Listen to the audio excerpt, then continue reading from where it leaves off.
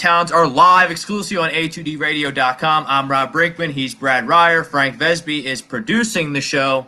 Each and every Monday, the Sports Hounds are brought to you by, he's our doc, make him yours too, Dr. Paul Vidal, Specialized Physical Therapy, 3 convenient locations, Burlington, Cherry Hill, and Princeton. He's our doc, make him yours too. We're also brought to you by the Gutter Guys at Ambuck Services. They are the gutter and deck experts of South Jersey. Give them a call at 856-879-5530. Tell them A2D Radio sent you. Get that friends and family 20% discount. We are streaming live on Facebook, Twitter, Periscope, Instagram. You miss any of the live content here on A2D Radio, download, stream us in podcast form, Spreaker, Spotify, Google Play, iTunes, iHeartRadio. The takeover's real. A2D Radio is everywhere. We're growing fast. Yes, Victoria. Here to watch Brinkman go off as advertised. I did advertise. Brad, I am heated tonight. I've been preaching patience with this football team, the Philadelphia Eagles, and the levee broke on Sunday. And it's unfortunate because I think some of my frustrations yesterday on Facebook in the moment, I wasn't really happy with how that came off, because a lot of my frustrations were directed at Carson Wentz, who actually played well yesterday. But the play where the levees broke was Carson Wentz's fumble. Looking back at that football game, obviously, I expect John Hightower to drop passes. The guy stinks. I expect Miles Sanders to be out of his element, even though it was a piss-poor attempt to catch that touchdown pass. You know, he's out of his element there down the field with Miles Sanders. So the levee broke, and I freaked out. And Brad, it's just the holy triumvirate of incompetence that has poorly run this franchise over the last couple years. And it's even hard to say that. It's hard to believe that I can come hard at a holy triumvirate of Jeffrey Lurie, Howie Roseman, and Doug Peterson, because they just won a Super Bowl in 2017. But, I mean, these 3 lead hosses for the football team in Philadelphia, the Philadelphia Eagles, it's pathetic. It's absolutely pathetic. Jeffrey Lurie is a poor owner. He's soft, Brad. He gave over the reins to his football team to Chip Kelly, an absolute Looney Tune, and it blew up right in his face. Now he's too scared to hold Howie Roseman accountable for anything. For anything. Howie Roseman is a bottom-feeding general manager. The guy is a total nerd loser who has not done a good job filling out this roster with the best talent he possibly can. So I agree with.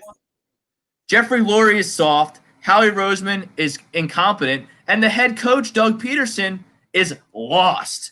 The guy is lost. The guy has been I don't think Doug Peterson had a great season last year, Brad, and he hasn't had a good season this year so far. So this is almost a year and a half now. So 16 games plus 6, almost a year and a half of regular season football that Doug Peterson has been a piss-poor head coach, a bottom-tier head coach. And it sucks that Carson Wentz is a good quarterback, making $95 million a year, but he's got to be perfect. He's got to be perfect. A fumble that happened in, I think it was the second quarter, if I remember correctly, totally changed the momentum of the game. It can happen, Carson. I'm sorry. It can happen.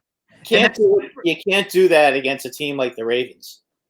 You just can't. You can't give them. They're tough enough to beat as it is. You give them one opportunity, and they're going to kill you. And it's unfortunate that I have to hold Carson Wentz to this high standard, maybe even an impossible standard, because he makes so much money, and that Howie Roseman, the incompetent GM, says he's behind him, even though he puts a second-round tender on Nate Sudfeld in restricted free agency and drafts a quarterback with the 53rd overall pick. Both resources, the salary that Nate Sudfeld makes and the second-round draft pick, could be used to help Carson Wentz. I don't understand who evaluates wide receivers for the Philadelphia Eagles. You look over the last 2 years. Look at how everybody's a hit. Everybody's a hit. T. Higgins, Brad, in Cincinnati. Brandon Ayuk in San Francisco. He's a hit. Justin Jefferson, who I begged and pleaded for the Eagles to take. I thought he was the best wide receiver in the draft. He's a hit in Minnesota. Ruggs too in Oakland. Ruggs in Oakland's in Vegas. Pardon me. Sorry. We're gonna live react to the Dallas Cowboys here in a few minutes on Monday Night Football. CeeDee Lamb, he's a hit. All these guys look back to last year. You take J.J. Arcega-Whiteside in the second round, DK Metcalf and A.J. Brown. They were on the same college team. You go to scout one of them, you see the other one. Wow, these two guys are studs. Way better than a Pac-12 bum like J.J. Arcega-Whiteside. Hey, Rob, you can make the argument that the two starting wide receivers on Alabama right now are better than the Eagles' wide receivers. It's not. I could make that argument. I think you could make that argument because it's number 17. I watched them just take apart Georgia, and boy, those two receivers. I mean, jeez, those receivers. Jalen Waddle is unbelievable. How fast that guy is. Number 17. I mean, look, Georgia's a number 3 in the country. Pretty good team. I'm sure they got 5-star recruits. That guy Smith is pretty damn good too. Jalen Waddle is running past Georgia defensive backs. Yeah, because he's got he's like 4.3. He's got like a 4.3 40. That guy is unbelievable. And then number 6, Donovan Mitchell, or not Donovan Mitchell. He plays for the Jazz. No, it's Smith. Donovan Smith, yes, number 6. He's also bona fide first round. I think Waddle's a little better, but like I don't want to talk about the draft. I don't want to get. But no. I'm just making the point that the Eagles receivers are so bad right now. I think that Alabama's receivers are better than the Eagles receivers. I couldn't agree with you more. That's probably of anything you've said over the 5 years we've been doing broadcasting together. That's probably the statement you've made that I've agreed with the most. So the Eagles are a mess right now. And I know they're injured and they get injured more than any other team in the league. Every team gets injuries though. But doesn't it seem like the Eagles get more injuries? They have a lot. They do have a lot of injuries. But I mean, look at the Giants. The Giants lost arguably their best offensive player in Barkley. Shepard's hurt. And now who knows with what's going on with Slayton? He's obviously something wrong. I mean, and then you look at their defense and they lost Carter. I mean, they got problems too. A lot of teams are having problems right now. And boy, the Buffalo Bills have made an unbelievable comeback and now force a turnover. I think he's down though, Brad. We're live reacting as well. We have 2 Monday Night Football games tonight. I love Monday Night Football doubleheaders. I think he was down there. He's down. Unless the ball. I think he's down. But we have the Chiefs. They're up 23-17, 5 minutes to go. The Bills, man, they just never quit. They are a scrappy team. Josh Allen is a bona fide MVP candidate. Yeah, he's down there. Yeah, I think he was down. He's down. Josh Allen, bona fide MVP candidate. They're a really good team. But that ball was starting to come out when his knee hit. No, that's close. That is close. It definitely moved. How you can call that a fumble? I don't know if you can. I mean, it definitely moved. It's down. That ball. He's still in possession of that football, Brad. Then it gets ripped out by number 61 after. Yeah, but it was moving though. Now he's. You know what? I don't know how you can. I don't know how you can call that a fumble. But the Eagles, they have this holy triumvirate of incompetence that's resulted in a poorly run franchise over my 30 years of life. One Super. I'll tell you what, I think that there's a very good chance you could lose Thursday night. There's an excellent chance the Eagles lose Thursday. I mean, the Giants, I know that they're 1-5. I get that. I get that they're not really a very good football team, but you know what?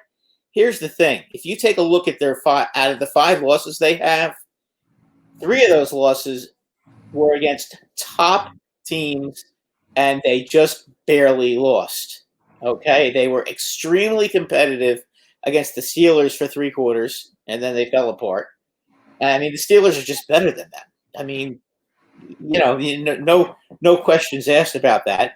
The Bear game, they had a chance to win. They got the ball down to the 10-yard line, and Jones had 2 chances in the end zone and couldn't complete a pass. Then the Cowboys, they actually had the ball with 1.5 minutes to go, and they couldn't kick a field goal to win that game.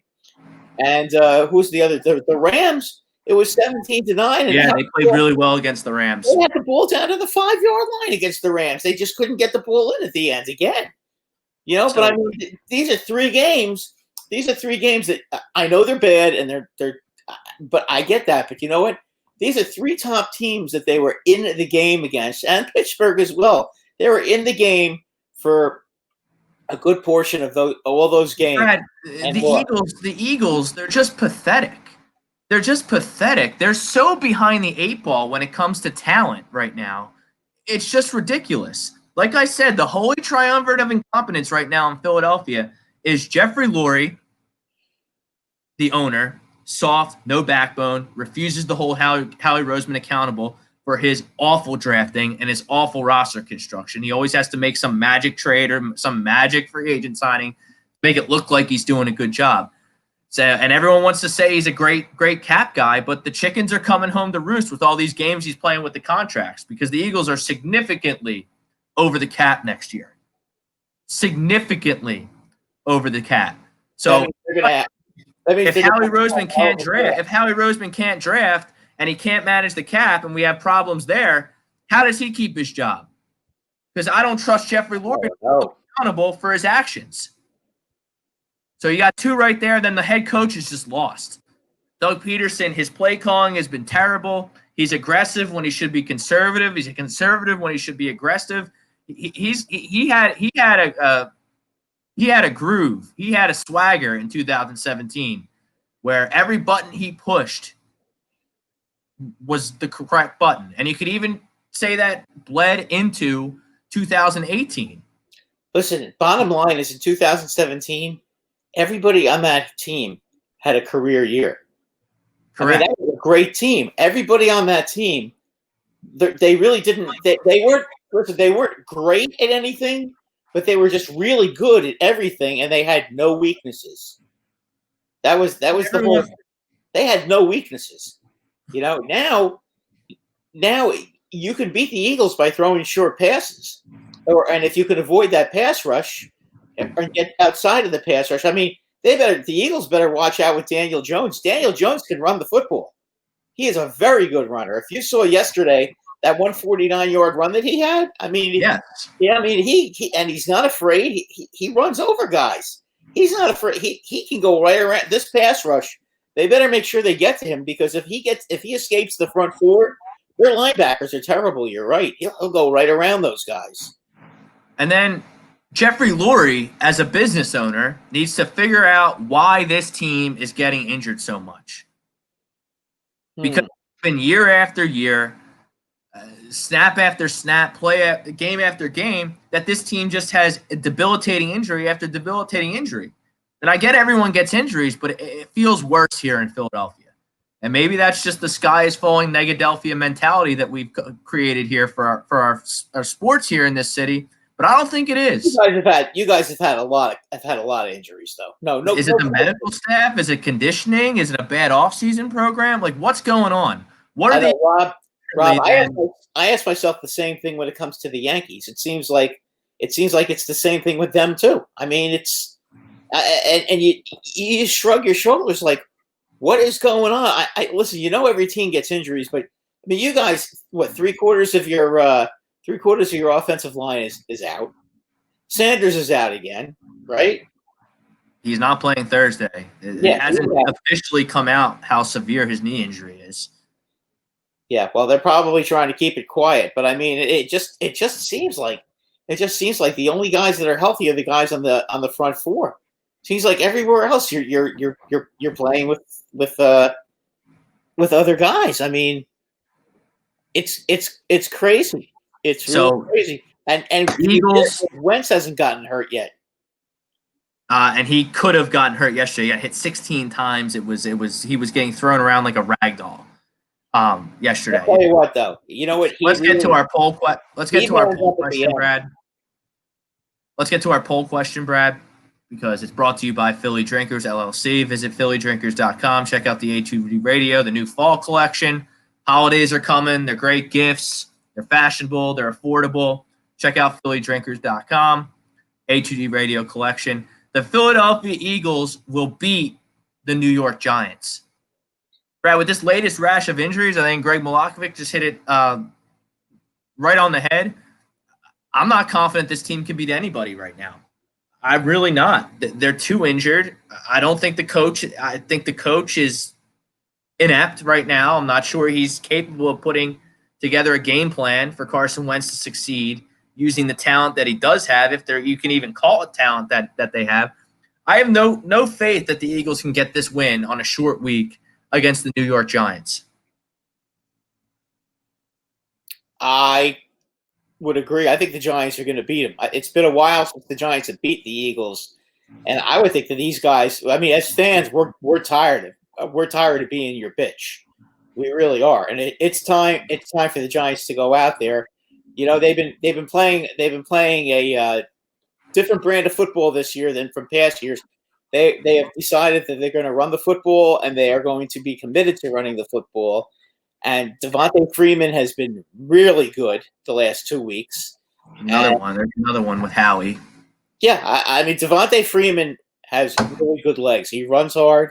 He can catch the ball. He's a good player. I mean, is he as good as Barkley? No, but I'll tell you what, if the Giants can somehow figure out a way to keep both of them next year, that's going to be a nice little tandem to go into next year. Because Freeman's a good player. The only thing with the Giants is, Daniel Jones still makes those stupid plays, like the interception yesterday on the 10-yard line. Instead of just running out of bounds or taking the sack when there's 3 guys hanging on him, he decides to just heave it in the end zone and it gets intercepted. And the Giants are lucky that they won that game yesterday, because if they didn't, even if they didn't score a touchdown and they would have scored a field goal, they wouldn't have put themselves in a situation where the Redskins went for 2 points and could have won the game if they made that 2-point conversion. Yeah, but I mean, these 2-point conversions around the league, and it sort of worked out for Doug yesterday because they got the second one and they got themselves back on the 14, so they weren't chasing the point too long. But like Ron Rivera, like, what are you doing? I'm not. You know what? That kind of stunned me. Although I really had a feeling he was going to do that. The only thing I don't understand is, you're playing the Giants, okay? The Giants' defense yesterday in the fourth quarter did look ferocious until the last 2 drives. The last 2 drives, the Redskins were marching down the field, and then a great play by the Giants linebacker, Tay Smith, knocks the ball. They knock the ball away. He picks it up and runs it in for a touchdown. I mean, I haven't seen a Giant do that in God knows how long. And that gave the Giants the lead. But, you had a feeling the defense was going to give it back. The defense was starting to get tired. The Redskins marched right down again, and they scored the touchdown. I don't understand what made them think they couldn't have gone into overtime against that team when their defense was tired. And the Giants' offense, quite frankly, at the end of the fourth quarter was bogging down, and they couldn't kick a field goal and win that game. I'm just really surprised. Look, and the Eagles, they lead the NFL in turnovers. Oh, that they've committed? Right. Carson Wentz has 9 interceptions. He had a fumble that just simply can't happen yesterday. I thought it was the straw that broke the camel's back in terms of the football game against the Ravens. That's the final mistake that they couldn't overcome. Like, you expect John Hightower. John Hightower blows. I'd cut him today if I could. But you can't because you have all these injuries. But he stinks. I fully expect him. He's been dropping passes all year. He's been making mental mistakes all year. So it doesn't surprise me that John Hightower drops a pass. I mean, you kind of roll your eyes and say, like, come on, dude. Why don't you step up and make a play, show you belong in this league? And then I don't know what Miles Sanders is doing there. I don't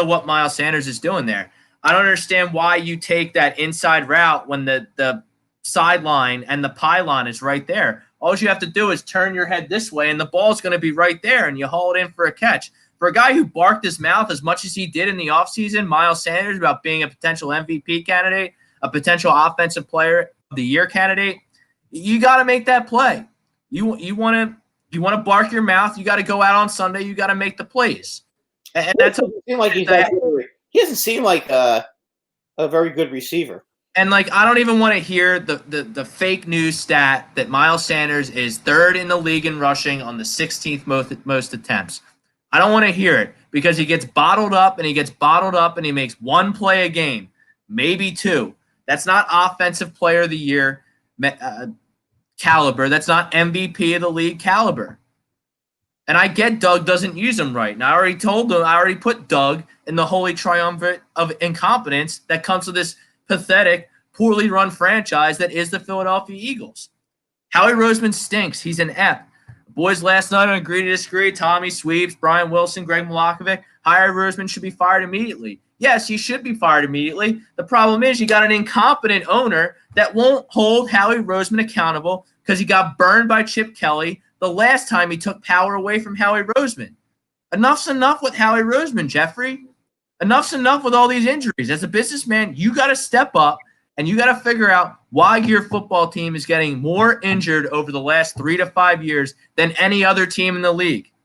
Because it's costing you wins. It's costing you games. It's costing you a franchise quarterback's prime because you're dicking around with inferior talent around Carson Wentz on both the offensive and defensive side of the ball. And I lump Jim Schwartz in with Doug Peterson. He's an inept defensive coordinator. I don't like his approach to the game. It absolutely stinks. It's a vanilla defense. He never blitzes. He never changes it up. It's just the same thing. It's so easy to game plan for. I don't get it. I don't get it. This team shouldn't be. And then Carson, I hate being critical of a Carson. Look, I'm a Carson guy. Nick Foles stinks. Like, the Folesian society needs to shut up. Like Carson Wentz is better than Nick Foles. Carson Wentz should be this team's franchise quarterback. Carson Wentz is worth his contract. He just can't fumble like that. The Eagles can't lead the league in turnovers with Carson Wentz as the quarterback. Because I got news for you. Even though Carson Wentz played really good yesterday and really good, acceptable against Pittsburgh, he played piss poor week 1 against the Washington football team, a game that should have been a win, and they lost. He didn't play well against the Bengals until the fourth quarter. Exactly. Took the words right out of my mouth. He played piss poor against He was awful as well. He wasn't very good against the Rams either until the end. Not really, but I put the Rams game on Jim Schwartz in the defense. I mean, they gave up 290 yards on the ground. I mean, it was. They also got beat up. They got beat up by their offense. The Rams offense that day did almost anything they wanted. And look, the Rams they're a decent team. They're a decent team. Like, that's an acceptable loss. I can live with that loss. I can't live with the Rams, like, not a Super Bowl contender, at least in my opinion and my evaluation of the league through 6 weeks, just bully my team like that. If you lose, you lose. It happens. But, I mean, 291 yards, I mean, That's inexcusable. This isn't a team that has Ezekiel Elliott, Brad. No, and and I'll tell you what, the Ravens ran the ball pretty well against them too. In particular, yeah, but I thought the Eagles' defense actually played well yesterday. Lamar Jackson didn't really bust a big run until I think 3 minutes to go in the third quarter, where he had a big touchdown run. But Lamar Jackson's going to get his. He's just too dynamic to keep down for 60 minutes.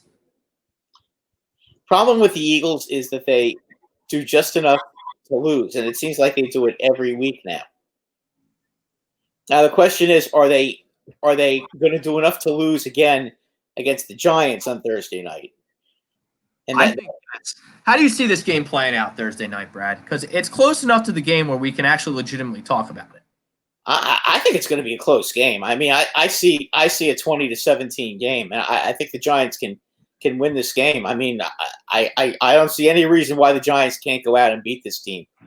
This team is not. The Eagles have not shown me all that much. I think the Giants have played better teams than the Eagles, and have played nose to nose with all these really good teams. It's time for them to go out and prove that they're not one of the true bottom feeders of the league. Now that their schedule is finally lightened up a little bit and they're not playing such brutal teams like they were before, let's see them go out and beat some teams and show that they're not a garbage team. They have a chance to prove something this week. Go out, beat the Eagles, and you know what? You still get another shot at the Cowboys. Plus, you still have the Redskins and the Bengals on your schedule. Go out and let's win some games and prove to everybody that we're going in the right direction. I mean, we got a doubleheader on Monday Night Football, which I love. Nightcap, 8:15, the regular Monday Night Football slot is going to be the Cowboys hosting the Arizona Cardinals. Eagles and Giants fans, we're big Arizona Cardinals fans right now. Because if Dallas wins this game tonight, I think they're in firm control of this division. Yeah, I would agree with you. None of us are that good that we're going to chase anybody down if somebody gets a decent sized lead on us. And then, you look, if they lose, which hopefully they do, the winner of Thursday is surprisingly right back in the mix of this thing to win a division champion. There's an interception for the Chiefs. Let's go. So it looks like the Chiefs are gonna salt this one away, 26-17. That is a cover for all yous that were laying 5.5 like myself. That's a big win right there. I don't know how many rushing yards Clyde Edwards-Helaire had for my parlay, but we got the straight bet. We got the Chiefs. Is he the rookie? Yeah, from LSU. He was having a hell of a game. I was watching a lot of the first half. Yeah, it was all right. He didn't catch any passes. Yeah, that's true. But he was running. I thought he would catch more passes. Well, they got other guys to catch passes, Rob. They got a guy by the name of they have a plethora. They have a plethora of weapons. And guess what the Chiefs did? Guess what the Chiefs did over the last couple of days to make themselves even more explosive, more dangerous? They go out and they signed Le'Veon Bell, who was released by the New York Jets. So it's just an embarrassment of riches in Kansas City there. Andy Reid should have no problem being able to scheme together a game plan that puts up points in Kansas City. Oh God! I mean, listen, that team is loaded. They are just loaded. But I mean, loaded. How about the Tennessee Titans? How about Henry yesterday? Unbelievable. 212 yards rushing. A 94-yard touchdown run. You remember, Brad, back a few years ago, Derrick Henry had a 99-yard touchdown run.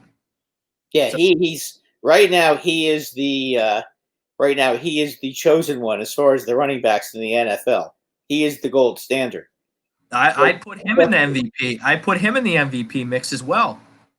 Oh, you have to. I mean, I mean, that team doesn't win without him. I mean, he's so important even to the passing game, Rob, because he gives Tannehill a chance. Tannehill has had a good year. Tannehill threw for 300 yards again yesterday. He's awesome, and they have a legitimate number one receiver in A.J. Brown. Exactly. Howie Roseman, the inept Eagles general manager, passed on as well. Everyone's talking about Metcalf. A.J. Brown might be better than DK Metcalf. You passed on him, too, to take J.J. Arcega-Whiteside.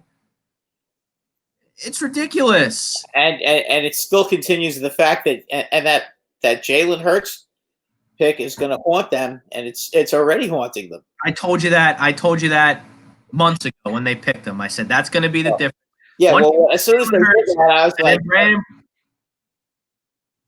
I felt like he did that because he wanted to show everybody that he's the smartest guy in the room. He absolutely did that because for that reason. That's the only reason he did that. Yeah, because you don't pick a backup. You don't pick a quarterback in the second round when you've already got a franchise quarterback. I mean, it's pointless to do that. The last thing I want to get to before we get to some comments and we dive deeper into this Giants-Eagles game, a rivalry renewed. I mean, the Giants are I think you hit the nail right on the head as well. The Eagles have owned the Giants for the better part of a decade, really. So they're bound. Well, since 2014, I think the Giants have only beat them, once or twice? I'd have to look it up, but that's listen. The Eagles don't lose to the Giants very often. In 2012, the Giants beat them when they won the last time they won the Super Bowl. Then the next season, I do remember the last game of the season they beat them 42-7. But I can't even remember. I think the one game they may have beat. I think the one game I can remember the Giants beating the Eagles was when everybody was hurt. And they had Barkley, I think, quarterbacking. Right, Matt Barkley. Yeah, Matt Barkley. Yeah, I think that's the last time I can remember the Giants. I could be wrong. I mean, I'm not. don't have the greatest memory in the world when it comes to that. But if I'm not mistaken, I think that was the last time the Giants beat the Eagles. I think it was 15-3, and that was it. And since then, the Giants have been getting that they find every conceivable way to lose against the Eagles. Whether the Eagles kick a 60-yard field goal against them, whatever it is, they find ways every year to lose both these games against I them. want to dive into some Eagles Giants memory, go back down memory road before we transition into baseball and do our early leans. And a couple of broadcasters are moving on as well. One, a good friend of ours, Jim Jackson. He's not going to be doing the Phillies radio anymore. Oh, he gave it up? Details are a little fishy. Oh, okay. Okay, so they want somebody from the team to be on there, probably. Yeah, I'm not sure what happened, who cut ties, or if someone parted ways, or not sure the details of it. But he's not going to be doing it anymore. And Doc Emmerich retires as well. Yes, He gets a lot of hate. I don't know why. Well, I do know why. Get it. I do know why, because he was the announcer for the Devils before he became the national announcer. So everybody hates him because he was a Devils announcer. I thought he was a pro's pro. He never ever picked sides, even when the Devils were in the playoffs. He always, whenever he did national games, he was always neutral, and he was always fair, and he gave credit to anybody and everybody on all teams. You know, I really like that, and the fact, and when somebody scored, he showed just as much enthusiasm for both teams scoring. You know, I mean, and that's all you can ask for from a national announcer. It's just don't root. You know? Don't show favoritism towards one team, and he did a great job doing that. And I don't get it. I just don't get it, because I always liked him. Look, as someone who's attempted to do hockey play-by-play in my broadcasting career, Brad, it's impossible. Hockey's hard. The key, you know, everyone's got a goofy name. Even at the high school level where I was trying to do it, everyone's got a goofy name. The puck is going back and forth. Guys are getting hit. It's a tough task, and for him to do it for as long as he did at such a high level, both for the Devils and on the national standpoint, is a testament to his. He actually broke in with the Rangers, believe it or not. I believe it. So I mean, I always liked the guy. I just think that he was there, just complete integrity as far as announcing. He gets you excited. I mean, even like. He was professional. No matter who was playing, he'd make the game exciting, and that's the sign of a good announcer. He never put you to sleep. Just a minute play, it would be like someone scored the game winner in Game 7 of the Stanley Cup. Yeah, but that's what makes a good announcer. You know what? He always made the games fun to watch, and I always liked the guy, and that's a lot for me to say when the guy used to announce the Devils. You know, I mean. Let's get back to some Eagles Giants. Brad, I wanted to pick your brain a little bit about the Giants pass rush against what has turned out to be a putrid Eagles offensive line.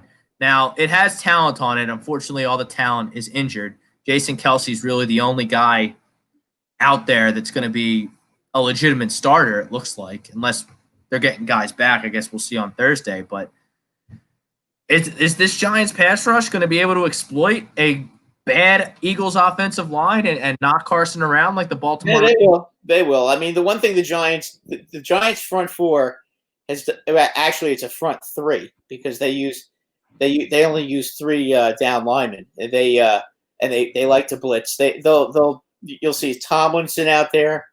Who are the other two now? I'm trying to remember. You have Lawrence. Lawrence is a linebacker. It's Tomlinson, and then the guy they got from the Jets last year, Leonard Williams. And Leonard Williams has actually had a pretty good year. I think he has 3 sacks now, and he's been a major factor stopping the run. And they've done a nice job. And when you have. They have Marcus Golden coming in blitzing, and he is a very good pass rusher as an outside linebacker. And then you got guys like Cackrell and Blake Martinez out there, they've got a pretty good defense, and they're James Bradbury has been probably a Pro Bowl level cornerback this year for the Giants. He's done a great job. So you can't complain too much as far as the Giants are concerned. It looks like they're finally getting some mileage out of Peppers. Love has seemed to regress, but the Giants defense, I think, has played well this year. And the Giants defense has not been the problem this year.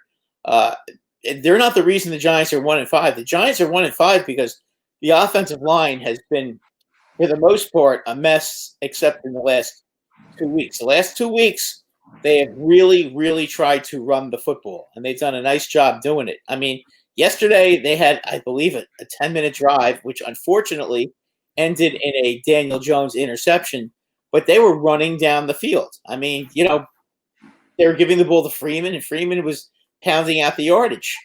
And they now have themselves a running game.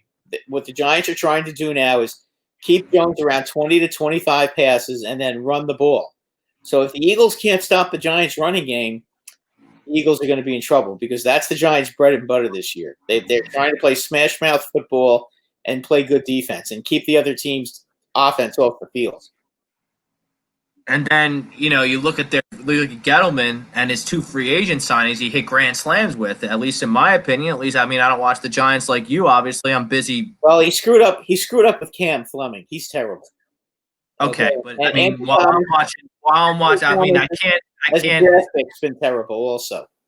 I can't dive in. Forget about the draft right now. Okay. While I'm putting Gettleman is a genius.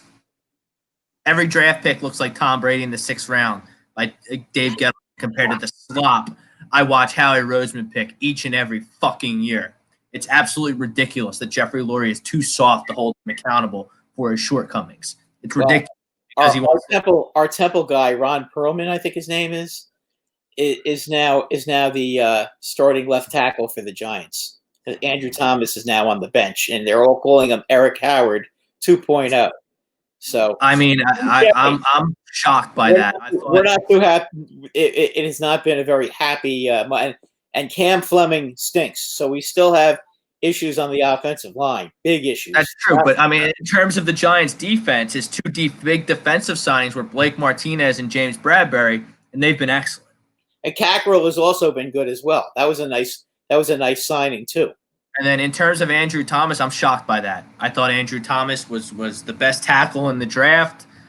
I thought he was going to be a great fit with a running attack like you guys have. Georgia, you saw their running backs against Alabama. It's just I know. One after another. I thought that was a tremendous draft pick, and I'm quite frankly shocked that it's not working out and he's been benched.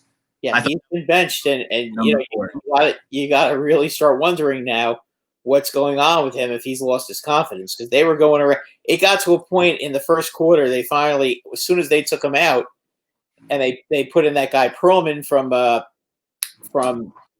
Temple, all of a sudden, and I think he was a 6th or 7th round pick.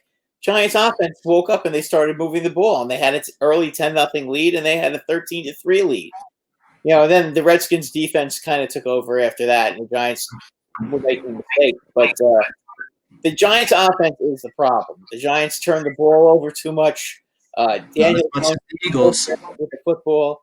If the Eagles are going to win this game, their front 4 has got to get to Daniel Jones and get him to fumble and force him into making stupid passes, and he does a lot of that. So that's going to be the key to the game. And if the Eagles can get him on good field position, they'll be in good shape. All right, let's get to some comments here. Victoria Taylor, check out Victoria on Wednesdays with AM and the PM, the AM and the PM, and the Fix Super Show, getting you through the quarantine, getting you through the COVID virus. Here to watch Brinkman go off as advertised. I sort of went off, but it's like, what do you even do at this point? It's just the holy triumvirate of incompetence that run this football team. It's a poorly run franchise, Brad. Look at the Maras. The Maras are a strong, solid ownership group. You guys have 4. Oh boy, are you really going to start with me about the Maras? Because I couldn't disagree. Brad, how many Super Bowls have you won? What's happened the last 7 years? Okay, but I mean, you can't win the Super Bowl every year. I understand that, but 5 Super Bowls up there in New York. yeah, no, I get that. But John Mara has now brought us. Let's see. First of all, that was Ernie Accorsi's team that won those 2 Super Bowls. Okay, let's not make any mistake. Okay, he gave us Jerry Reese, who was an idiot. Then he brought in that other idiot, which is McAdope. Then they bring in Shermer, who's another idiot. He brings in Gettleman, who really, in my opinion, has not done a very good job. I mean, listen, John Mara has not exactly been a pinwheel of fortune since that last Super Bowl. Okay, and I get it. We got 4 Super Bowls. Okay, I get that. But you know what? That doesn't mean that you should be in the last 4 years, 3 years, they've won what, 9 games? I mean, come on. Actually, 10. I think in their last 47 games, I believe they are. Well, I understand that the Giants have fallen on hard times the last couple of years, but you had a franchise quarterback in Eli Manning who Yeah, no, I mean, listen, he was undefeated. He got old and he got ineffective, and the team went through a transition. You know, I don't blame I think you Eli. guys. I really do. I've said it before. I think you guys give Dave Gettleman a bad rap. He gets a bad rap in that city. I understand the 4th overall pick, Andrew Thomas, didn't work out, and I understand that Daniel Jones hasn't progressed like you guys like. But you sign Blake Martinez, you get Cackrell, you sign James Bradbury, you get Xavier McKinney in the 2nd round. You make a great trade for Odell Beckham getting hit out of here. What a disaster that guy is. See, he took his cleats off. Yeah, I heard. In a blowout in Pittsburgh. I think it was in Pittsburgh. Yeah, it was in Pittsburgh yesterday. Yeah, he was getting into it with one of the fans. And he's jaw jacking at fans. Like, what are you doing? Well, that's why the Giants got rid of him. That was such a good move to get rid of him. I mean, I get that, he made a bad contract. He signed him to a bad contract, a bad extension, but he got right out from under it. So, like, but the problem was the Giants ended up with a $16 million salary cap hit last year when they traded him, and there was no point in signing him to that contract if you were going to get rid of him. It was just ridiculous. Clearly something happened that broke the camel's back, and in the time that he. No, Shermer didn't want him there. Shermer couldn't handle him. Well, I don't think anybody can handle him. Listen, he's still a very talented player, and as far as I'm concerned, what's enough? When's enough? Well, you know what? I would still take him on my team. I don't know about that. Yeah, I would. Listen, it's not like he gets in trouble with the law. He's just crazy. Yeah, T.O. was crazy too, and you know what? A lot of teams wanted it. A lot of teams wanted him on the team. I mean, he can't help himself. Neil hi, Brad. Hi, Rob. What's up, Neil? Thanks for tuning in. Have a good show. Thank you, sir. C. Swish checks in. The fuck Howie Roseman. Couldn't agree with you more. I've been on the fire Howie bandwagon since he drafted Jalen Hurts with a 2nd-round pick. Mike Parker's in the house. Tommy Arnone's in the house. C. Swiss, Doug has no balls to say anything to Howie or Jeff. I completely agree with that. If these reports are true that Howie Roseman is setting the inactives and actives and he's overriding Doug, that means Doug has no backbone, and I have a real issue with that. I need my coach to have balls. I need my coach to have backbone. When we used to call him Dougie Big Balls here in Philadelphia, I don't know what happened. I just don't know what happened. Rosca's in the house. Rams got their ass whooped last night. That they did. The San Francisco 49ers get themselves back on track with a big win over the Rams. Prism 280. Take any of these 4 teams from the NFC East in an interdivision matchup, regardless of the 2 teams. The game could be labeled as a battle of bad. I agree with that. It's probably. I would agree. I think they're all 4 of them are bottom 10 teams. Yeah, that's his point. I can't argue that. Any four that match up with each other, it's a bad team against a bad team. Absolutely. Robert Yesterday was an Corden. exercise in ugliness. Here we go. Here's Robert Corden, not Robert Jordan. Robert Corden teeing me up perfect on that scrub the Eagles have at kicker, Jake Elliott, who fucking stinks. Oh, but he took the 61-yard field goal against us. One kick he's made. And and it had to be against the Giants, didn't it? You know what Howie Roseman did after he made that 61-yard kick, and he made a kick in the Super Bowl, which he was it wasn't a hard kick. It was just pressure killed, and that's his job to make that. He gave him a $21 million extension for a kicker. That's not even a top 10 kicker in the league. And he got a 23-year, $21 million extension. It breeds Howie Roseman just cares about being the smartest guy in the room. He wants to outsmart anyone. Who in their right mind gives a kicker 3 years, $21 million? Justin Tucker is the exception to the rule here. Yeah, but Justin Tucker might be the greatest field goal kicker of all time. He is the greatest field goal kicker. He never misses. He never misses. And Brad, not only does he never miss, his field goal attempts never leave the middle of the uprights. No, it's always right down the middle. He almost missed that one to the right, but he stuck it in. Justin Tucker doesn't sneak anything anywhere. He 55. Listen, right down the center every time. He's good. If he gets within 55 yards of the upright of the end zone, the field goal is on. He's going to make it. He never misses, that guy, and he doesn't get kicks blocked either.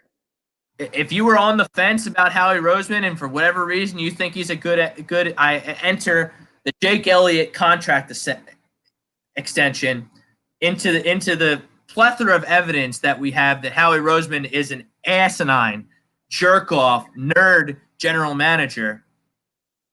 $21 million extension for a kicker. Okay. Yeah, I don't see that. Yeah, that's kicker, Brad. He's not even a top 10 kicker. Yeah, but the only kickers that watch two kickers in the Monday Night Football game. Tyler Bass, who's a rookie, 6th-round rookie out of Georgia Southern, who the Bills picked in the 6th round, is better than Jake Elliott. Graham Gano is better than Jake Elliott, by the way. Is that who the Giants have kicking for them now? Graham Gano is great this year. That game against Dallas, he had 3 field goals from outside 50 yards. Wow, oh, he missed them.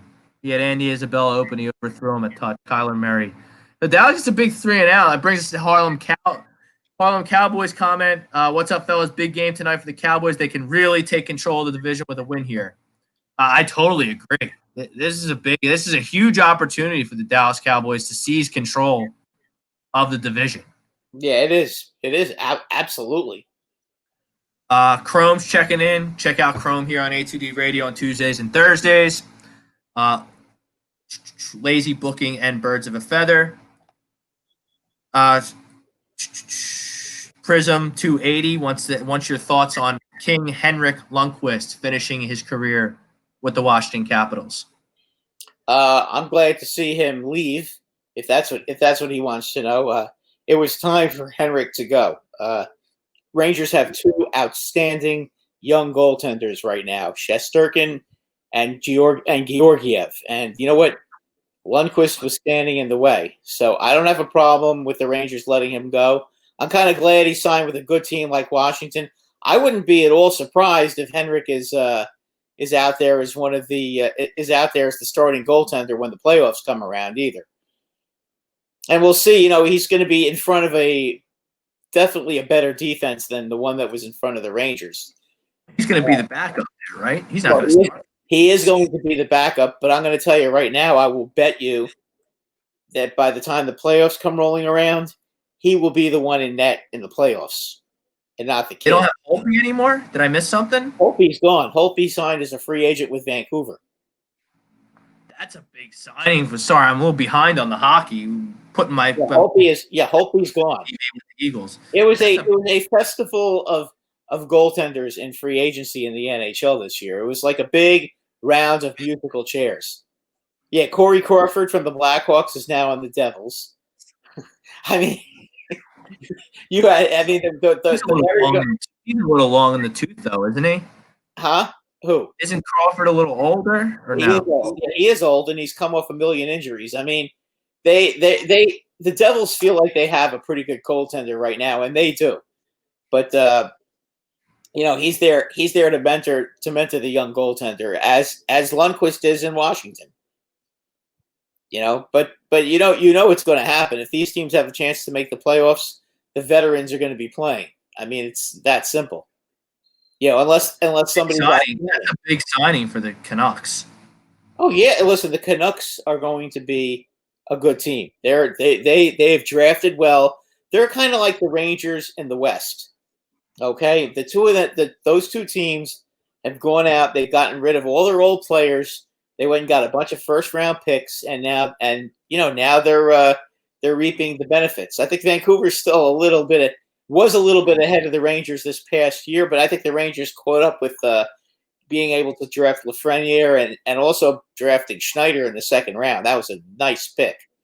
Schneider is a big, bruising defenseman who's 6'2", 215 pounds, and also is a nasty fighter. And the quicker he can make it up to the big team, the better they will be. It's like the Rangers are going to get Jeff Bukaboom back. And for you guys who've been around for a while, if you remember Jeff Bukaboom, one of the meanest defenseman the Rangers ever had. Greg Milakovic is in the house. I agree to the poll, but I'm not very confident. So he thinks the Eagles are going to win, but he's not confident with the latest rash of injuries. Well, I just have no confidence. I have no confidence in Doug. I have no confidence in Howie. I have no confidence in Jeffrey Lurie. I have no confidence.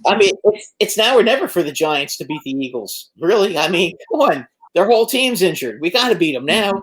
They're right there for you, Brad. That's what I'm saying. I mean, the table is set. The defense is playing a lot better. If the Giants' offense does not turn the ball over, they're going to win the game. It's as simple as that.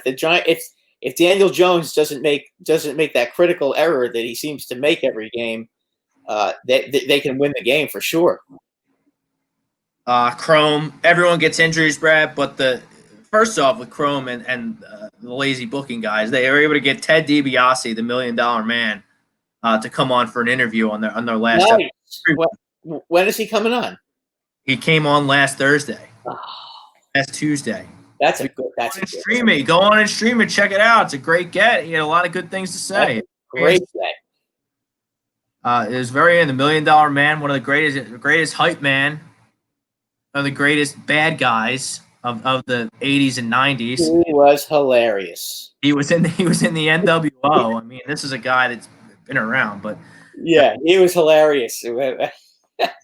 Crow chimes in. Everyone gets injuries, Brad, but the Eagles are getting injured at a historical rate. Carson had one actual starter from the depth chart by the end of the game Sunday. Yeah, that's tough. It's a tough. Why is this happening? Why is this happening, Chrome? What are the Eagles doing differently than these other teams that they're getting more injuries to significant players than other teams around the league? That I couldn't tell you. I mean, that's a matter of sometimes it's an answer that the idiot general manager and the soft owner need to figure out, and I don't think they're capable of identifying their ass from their elbow, Brad, right now. Well, maybe some of these guys are just injury prone. That could be part of it. Whole team's injury prone? So I mean, I don't know. Maybe their off-season program isn't good. Maybe they're not stretching out enough before the game. I mean, I don't know. I don't understand why. I mean, maybe it's the turf in Philly. I mean, I don't know. Maybe it's the stadium. Yeah. Bad things happen in Philly. Bad things happen in Philadelphia, Brad. I don't understand what's going on with the Eagles. Why all these guys keep getting hurt? I mean, it's unbelievable. And then Harlem Cowboy chimes in, and I agree with Harlem Cowboy on this. Nobody wants to hear about injuries. Sorry, I agree with you. And it's like I feel like the Eagles lead the league in excuses. They do, and I get they're injured, but you know what? If you had a better general manager that drafted better, you wouldn't be up a creek without a paddle with all these injuries. You would have somewhat serviceable guys like these other teams do to fill in for your injured guys, at least in some of the positions. Rob, I want to get to Don Don's comment. He wanted to know about what we thought about the 2-point conversion. As far as I'm concerned, I don't think that was a bad call. I just think that the Ravens sniffed it out and were right there to not allow it to start, the play to start. I mean, if you take a look, Carson went out, was running out there with the running back, and as soon as he looked up, there was a Ravens standing right there. I mean, the Ravens defense blew up the play. They were waiting for it. I mean, that's all. They just did. They couldn't execute it because the Ravens defense was ready for that play. The problem was to it. It wasn't anything Carson did wrong. I mean, the Ravens guessed right. They were looking. It was poorly. Obviously you have to go for 2. You got to get the 2-point conversion. You got. Yeah. I mean, I would have thrown a fade to what's his name? The big kid that just came up.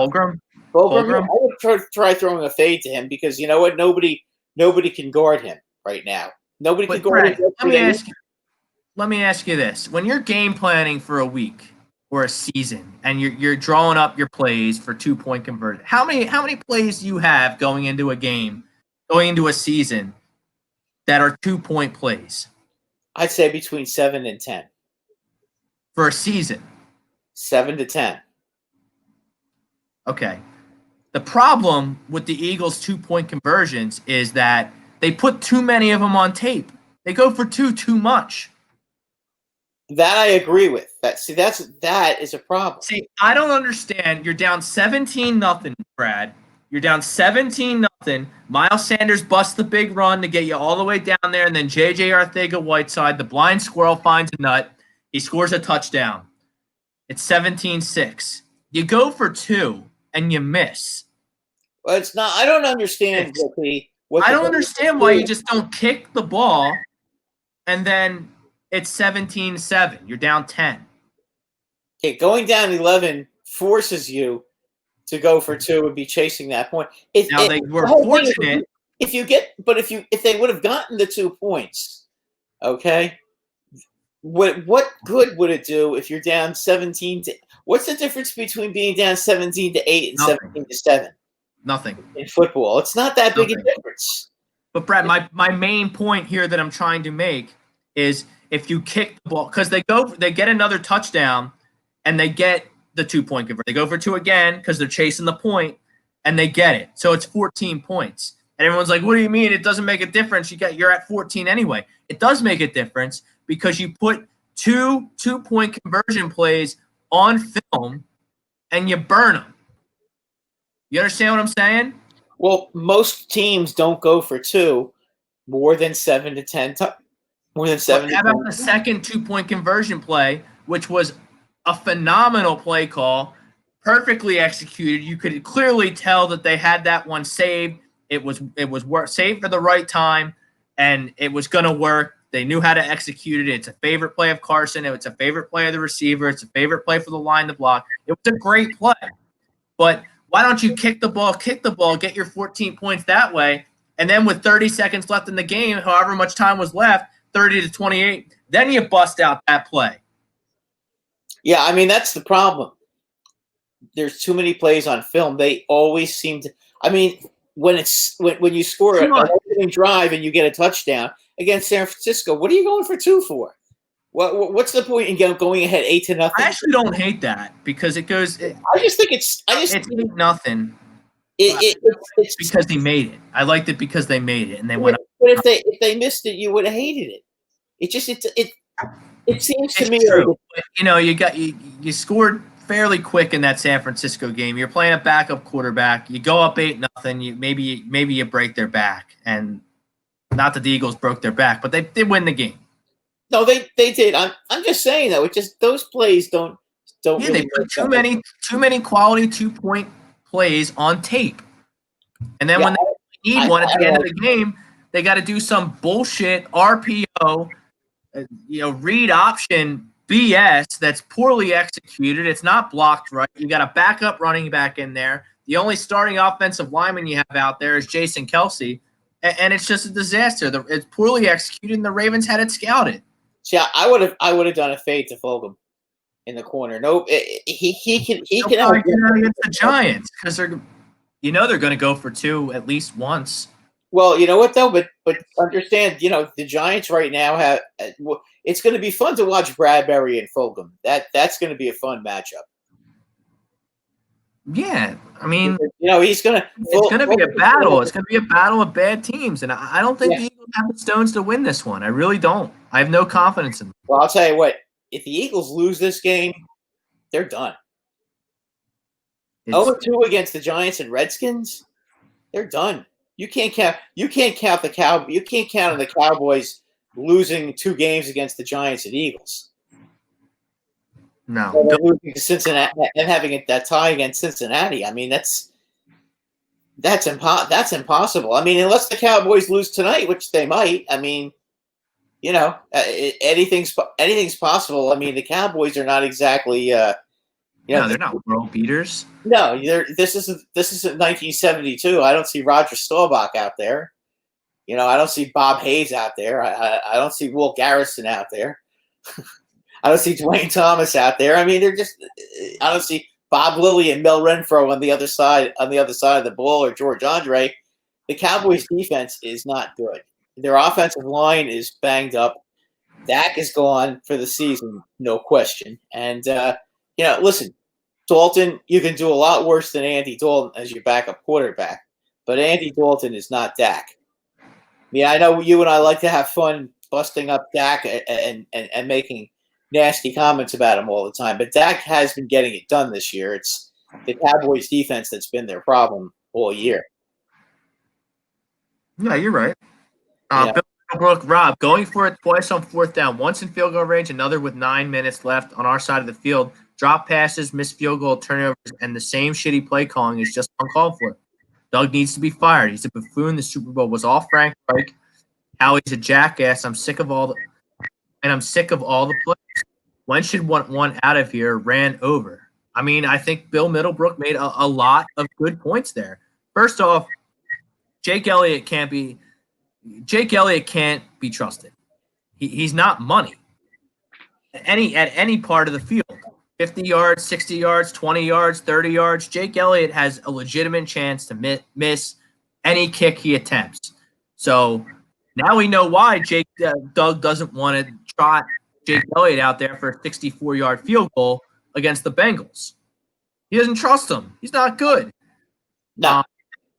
But we just had a question about why is Adam Gase still coaching the Jets.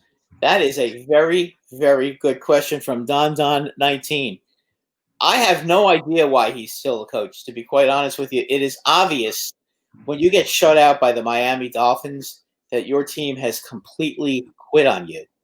Okay? So I don't know what Joe Douglas did not hire Adam Gase. Remember that. But in all likelihood, they're probably not going to make a change until maybe 2 or 3 games left in the season. I mean, at this point, it's kind of too late. They're going to be 0. They're 0-6. They're going to be 1-15 or 2-14.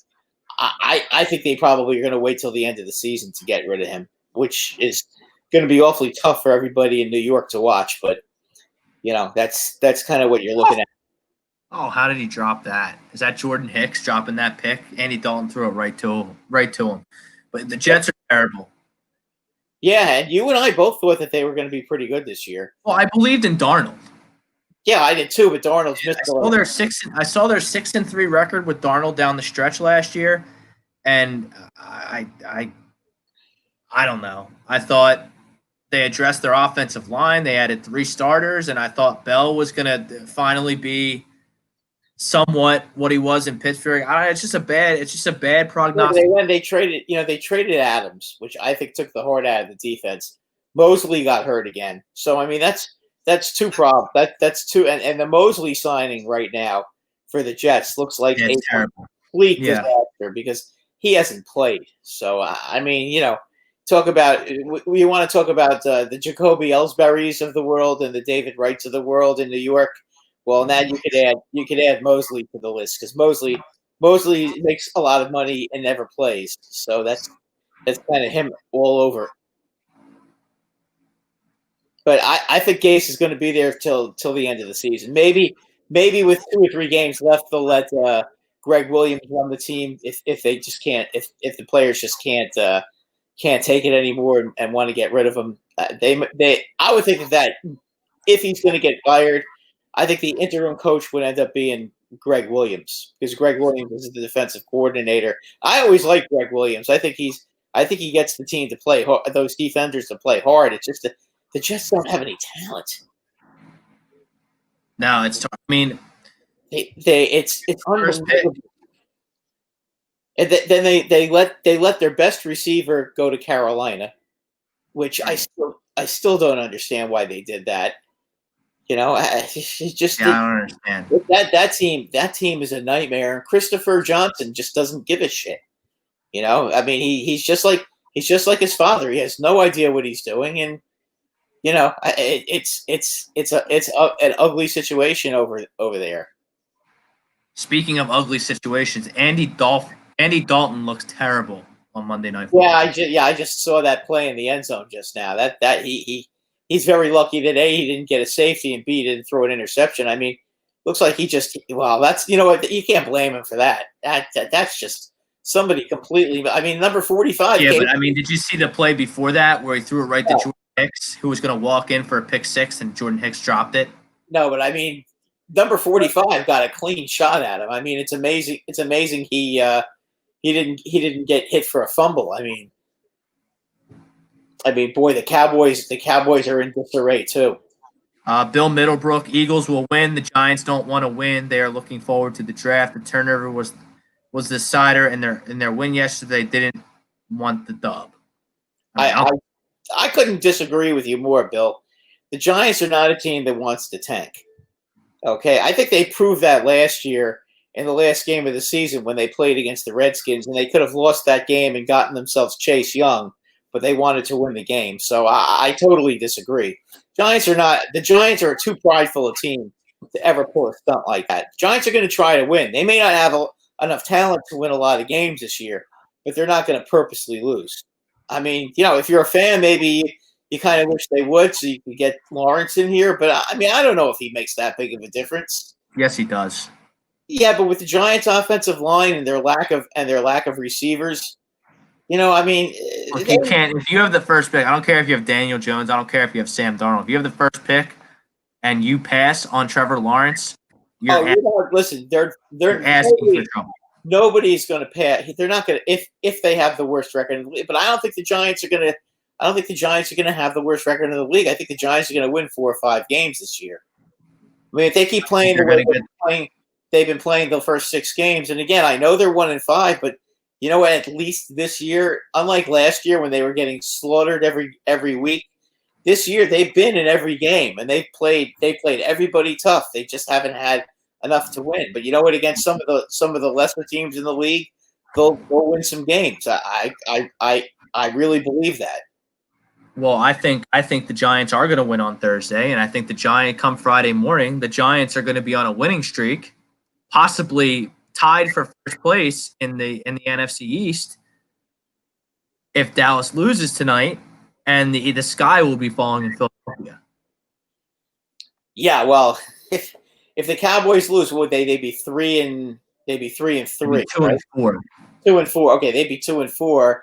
The Giants are 1-5. So if the Giants somehow beat the Eagles, Jesus Christ, the Giants would be 2-5 and the Cowboys would be 2-4. I don't know who the Cowboys play next. Oh, they play Washington, so they'll probably beat Washington. You would think they would. We'll check that out in early. I don't think the Cowboys are guaranteed to beat anyone. No, probably not. We'll see, though. You know what? Andy Dalton's going to have a chance to prove himself tonight. Let's see how he does. The Cardinals have a pretty good defense.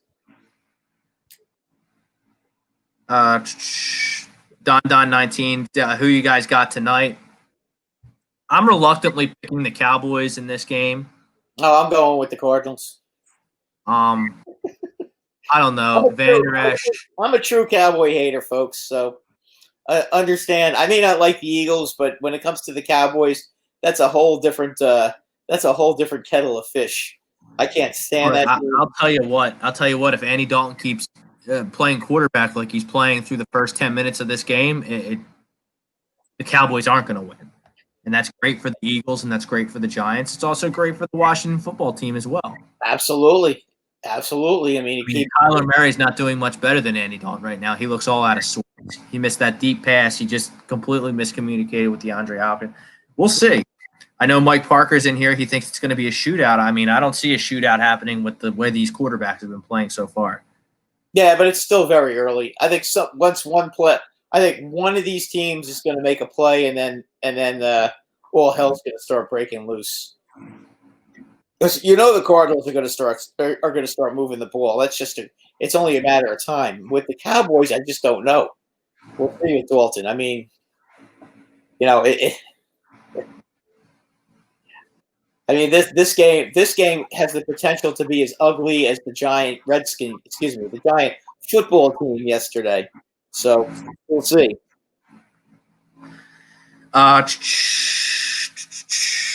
Hypothetically, if the Eagles, Parker. Here's Brendan Casey. Hypothetically, if the Eagles got the number 1 overall pick, do they draft Lawrence, ship out Wentz and Hurts? Draft Lawrence, then trade him, trade the pick for a massive back. Which scenario seems the dumbest decision the Eagles could make? I would take Lawrence and I would start all over again. It's an interesting proposition by Brendan Casey. But Brendan, they're not going to have the first pick in the draft. I hope not. But if you lose to the Giants on Thursday, I don't see many wins coming the Eagles' way. I really. Yeah, I mean, I don't know. I mean, boy, what I saw yesterday out of the Jets was just was trade the pick. I guess you trade the pick for a massive return. I mean, if I were the Eagles, you're really playing with dynamite, passing on Trevor Lawrence. He's about as can't miss a quarterback prospect since Peyton Manning. Listen, you know what? New Orleans kind of did that. If you remember, with Drew Brees, they let him go, and they took Phillip Rivers. Right, the Chargers. Yeah, the Chargers. And if you remember, that didn't work out all that great for the Chargers. I mean, Drew Brees was.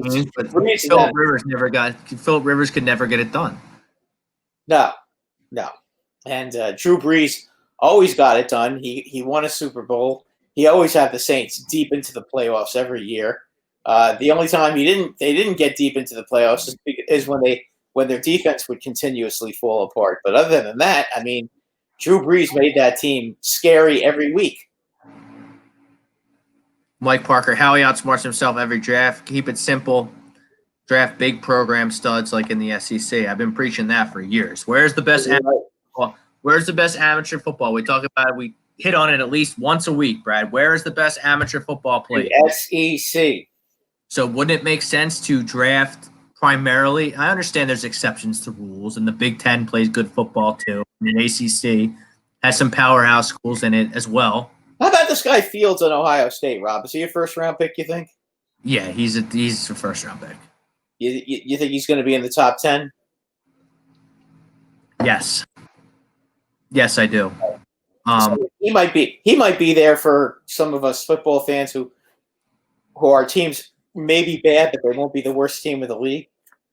I mean, I think the Jets are going to be the worst team in the league. They to me yesterday, that was the ugliest game. That was the ugliest game I've ever seen a team play. That was just beyond. I mean, listen, the Buffalo Bills, when they played the Titans last week, what was it, on Tuesday night? The Buffalo Bills in the second half looked like a big folly of a football team. I mean, they were horrendous. But you know what? The Buffalo Bills were entitled to have one bad half. The New York Jets play like that every week in every game. And I mean, Joe Flacco just, oh my God. You watch him play and you feel bad for him because you know he's a pro and everything, and you know he loves to play. But boy, I mean, he sits there. He'll throw a ball right into somebody's hands, and they drop the ball, and he'll sit there and he doesn't say anything because it's probably like I'm just glad I'm getting a chance to play. But boy, he had it when he went home last night. He had to be steaming. Yeah, on 19, he likes the Michigan. He's from Detroit. He likes the Michigan teams, and he thinks Justin Fields is studs. And Michigan and Ohio State hate each other. Yeah, no. I know that's I'm asking because I think he's very, very good as a college quarterback. Yeah, there's going to be three. There's going to be three quarterbacks selected in the top 10.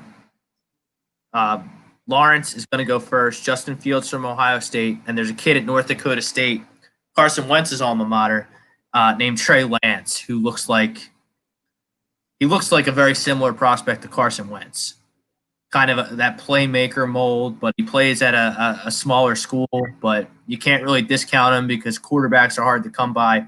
And Carson Wentz, I mean, I know he's from North Dakota State, and it's not a QB factory that the Philadelphia Eagles are.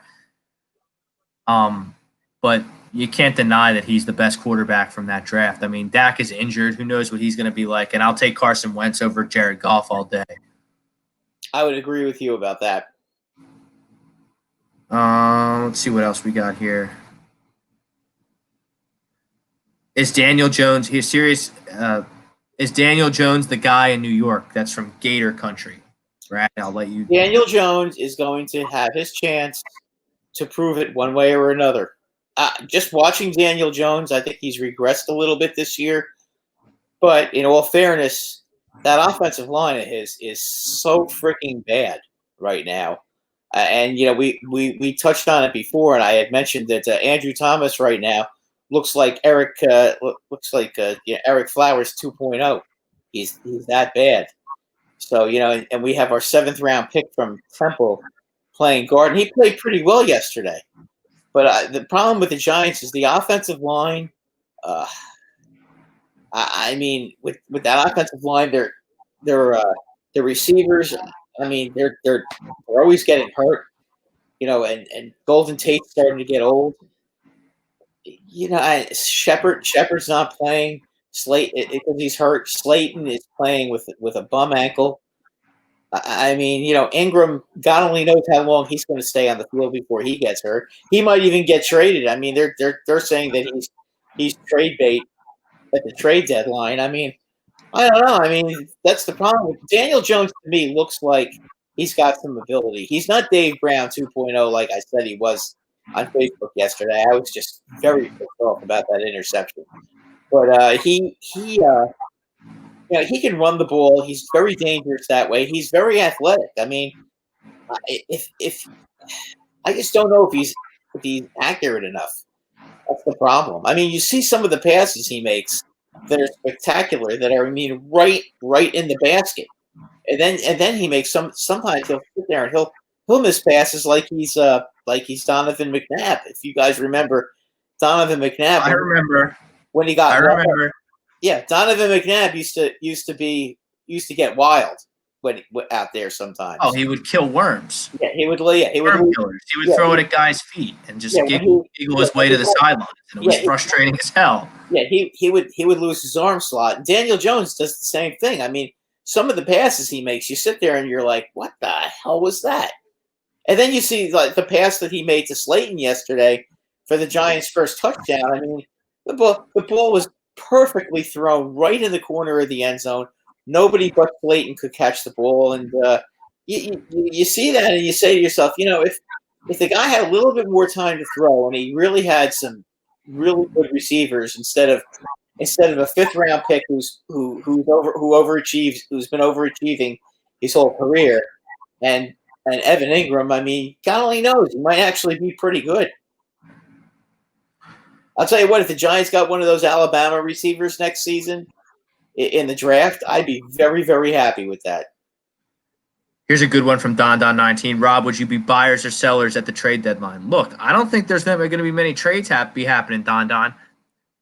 First and foremost, it's the coronavirus. It's a pandemic. So if you trade for someone on a Tuesday, which I think that the trade deadline is the same as Election Day, November 3rd. I could be wrong about that, but I'm pretty sure I'm right.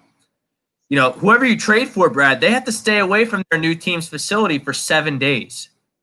They have to, yeah, that's right. They have to quarantine, and they have to be tested continuously before they're cleared to join their new team. Like, look at Le'Veon Bell. Le'Veon Bell has to stay away from the Chiefs for 7 days before he can join the Chiefs.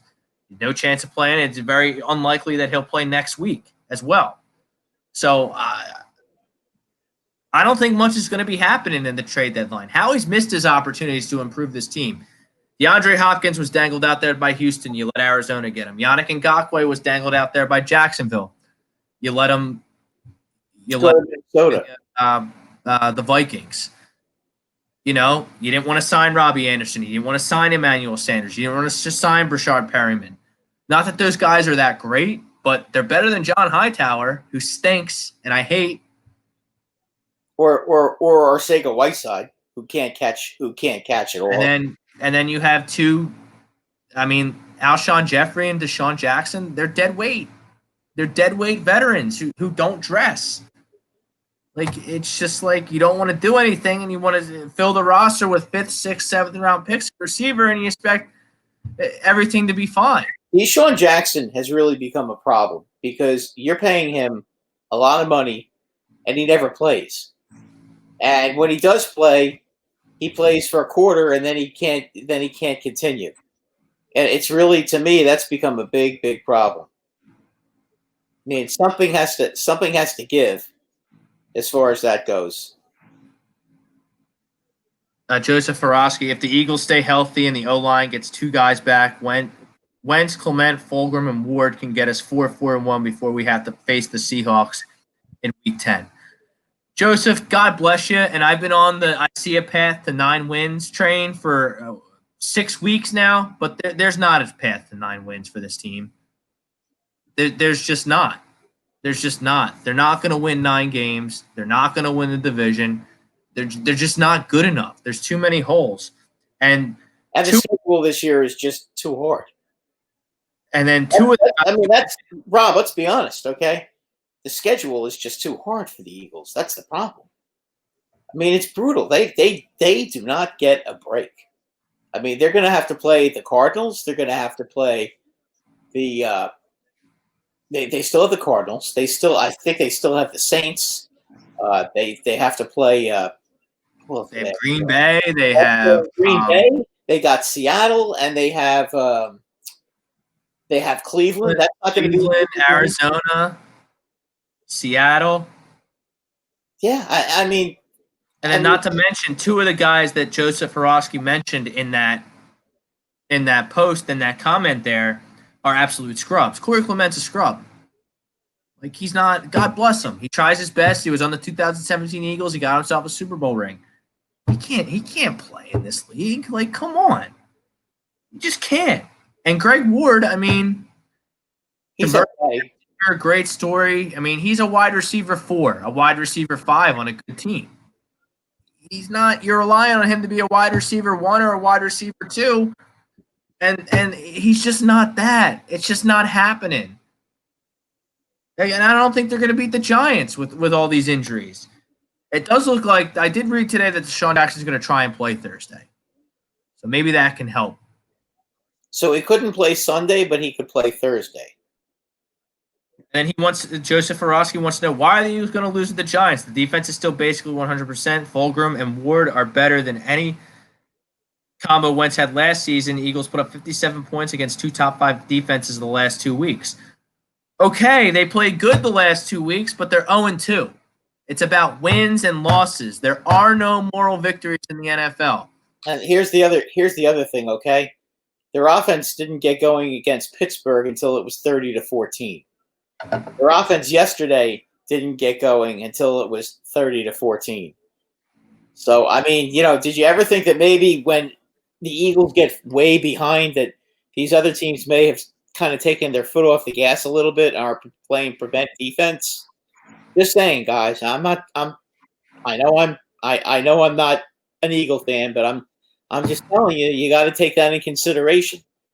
And then Joseph Horowski, he wants to rip me because I said I still saw a path to 9 wins through this first 6 weeks of disastrous bad football.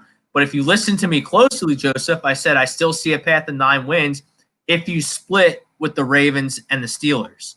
They didn't split with the Ravens and the Steelers. I no longer see a path to 9 wins. They'll be lucky to get to 8-7-1, and maybe that'll be good enough to win the division. But I doubt it. I really do. Dallas has a golden opportunity here tonight to seize hold of this division. Brendan King. I don't think Dallas is going to beat the Cardinals. I just don't.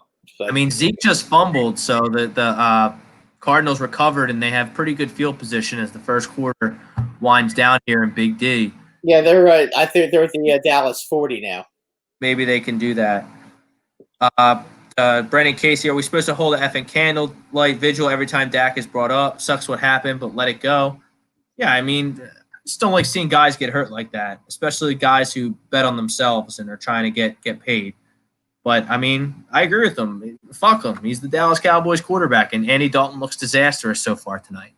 So, no love lost for me with the Dallas Cowboys. It's just something you got to say to be politically correct here in 2020. But fuck the Cowboys. Yeah. Well, you know what though, I do give a shit about Dak Prescott. The more reps Andy Dalton gets, I think the better he's going to play. And you know what, Brad? This is exactly what the Cowboys wanted. In a way, they're going to get Dak Prescott. First off, I think Dak Prescott's going to recover fully and still have a productive career in the NFL. And the Cowboys are going to get him on the cheap next year because he's going to be coming off an injury. And he should 1,000% try and stay in Dallas on the cheap and prove himself once again because Dallas has great skill players and puts him in a best position. All right, Rob, I get you're in a pitching mood. Stop quoting Max Kellen. Rest of the division, basically the same schedule. We are 1 game out of first place with 5 division games this. And yes, 8-7-1 would be good enough to win the division. Honestly, 7-8-1 might win it. Okay. Look, the Eagles aren't good. I've been patient. I've given them time to try and get their shit together. Who are they going to beat in the playoffs? I don't care about that. Playoffs is always better than no playoffs. But say I'm Max Kellerman. First off, I would smoke Max Kellerman in any type of sports debate that doesn't involve boxing. I would smoke him. So would Brad. So would Tom Arnone. So would Chrome. So would Chuck. So would Ralphie. So would anybody. Max Kellerman's a fucking moron. But 8-7-1? You think this team's going to go 8-7-1? Who are you going to beat? They are so depleted in the trenches on the offensive side of the ball, and they are so depleted at the running back position, and they are so depleted at the wide receiver position. I don't see how they win on Thursday. Is Ertz going to play on Thursday? No. How the hell are they going to? No. Wow. This is what I'm saying. This is the time. Zach Ertz, Lane Johnson, Alshon Jeffrey have already been ruled out for Thursday's game. Yeah, you know what? I do think the Giants are going to win this time. I'm sorry, Miles Sanders also, I believe, has been ruled out. We've been getting our brains beaten for a long time with the Eagles, and you know what? It's time for that to stop. The Redskins were able to stop their streak, and it's time for the Giants to do the same damn thing. And then Joseph Horowski wants to rip me for ripping McNabb. McNabb was the best quarterback in franchise history. First off, that's not saying much because the Eagles, over their franchise history, the Eagles have had ass quarterback play for the majority of it. I'd rather him throw it in the dirt than over someone's head. I agree with that because Donovan McNabb didn't really turn the ball over. 38,000 yards with a 2-to-1 interception ratio. Guess what, Joe? I was a big McNabb guy. I went to bat for McNabb a lot during the McNabb-Reed era. I thought he was a good quarterback. But you know what he did that lost me? He yacked all over his offensive lineman, all over the field in his only Super Bowl appearance and threw 3 interceptions and cost the Eagles the game. I was out on Donovan McNabb after that. He was a good quarterback, not a great quarterback. He's not a Hall of Famer. 1-5 in championship games. Oh my God, he would choke in every big spot. He would choke. And the problem was the Eagles were the better team in almost all those games. That was the problem, Rob. If they weren't the better team, then you could forgive it. But really, I thought they were the better team in all those games. A lot of them. Maybe the first one when they played the Greatest Show on Turf back in 2000, they weren't the better team. All right, I'll give you that one. But then they're favored at home against Tampa, they lose. They're favored at home against New Orleans, and they lose. No, that wasn't a championship. Carolina. Oh, that was a playoff game. You're right. Carolina, they lose there as favorites. Then they beat Atlanta. Then he throws up in the Super Bowl and throws 3 picks. I almost threw up watching it as a freshman in high school. Then your favorites on the road in Arizona in 2008, a team that I thought was going to get it done for the McNabb Reed era. I thought they were really going to win the Super Bowl that year. And they lose as favorites again to the Cardinals and Larry Fitzgerald and Kurt Warner and Bolden. They got smoked in that game, if I remember correctly. What's that? They got smoked in that game. No. They were getting smoked. They came back. They had the lead with like 8 minutes left, and Warner went down and with their hearts. But, I mean, yeah, Joe, you know what? I'm thinking with the Arizona-Washington game. They smoked Washington the week before. Something like that. Yeah, it was something like that. But I mean, Joseph Rossi, you want to dog me for trying to keep my patience through this team trying to get their shit together? Guess what? This team ain't getting their shit together. They're just not. They're just not good. And it's the holy triumvirate of incompetence that I outlined at the top of the show. Jeffrey Lurie, soft owner, he refuses to hold Howie Roseman accountable. Howie Roseman is an inept general manager who knows he has ultimate job security because Jeffrey Lurie is never going to get rid of him because of the Chip Kelly fiasco. And Doug Peterson is just a lost individual right now. Doug Peterson's been a bottom-tier head coach in this league for almost a year and a half of regular season. That I would agree with you. By the way, the Arizona Cardinals are now goal to go. First and goal at the 7. A few more. Bobby Eagles. Will the Giants win if the game is left up to Jake Elliott's leg? I believe. Don't tell me that. No. Brad has Jake Elliott demons. Yeah, the one kick that he did make, 61 yards, was against the Giants. That got him a $21 million contract extension. Yeah. Oh, by the way, Grant Gano, who we signed, by the way, just to let you know, we signed him, but he kicked a 63-yard field goal that same season against the Giants. But it was with the Panthers. Wasn't your year in 2017. No. It's been our year since 2016 was a good year, and then we got killed in the playoffs, and then it was all downhill after that. And it's all on Wentz to get it done. Keys for the Eagles to win is to force Daniel Jones into turnovers. Daniel Jones has a fumbling problem. For the Eagles to win, you got to figure out an offensive line. You need to figure out an offensive line. I don't know who that crumb was at the end of the game who let up, I think, 3 sacks and 6 hits, and he's getting pictures with Lamar Jackson and swapping jerseys with Lamar Jackson after the game. That makes my blood boil, Brad, but you got to get 5 guys that can somewhat keep Carson upright because he can't get hit like he did against Baltimore. He just can't. No, you're right about that. And I think that's a great point. I think if the Eagles can neutralize the run and make Daniel Jones beat him, I think that could be. I think they will be if they can keep the Giants from controlling the ball and getting a lot of long drives by running the football, and they put pressure on Daniel Jones. Daniel Jones is a mistake-prone young quarterback. He still hasn't learned how to put the ball away when he's getting rushed. He hasn't learned how to throw the ball away, and he makes dumb decisions. So, as I said, that's why we have a problem. That's why I personally have a problem with Daniel Jones. I'm hoping that, we don't have anybody else, so we might as well let him play and let's see what happens. I wouldn't be benching him no matter how bad he is. Just let him play and see what happens.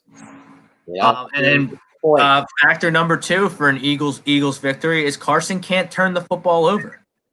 He can't do it. He has 9 interceptions on the year. He had a really bad fumble in the Baltimore game.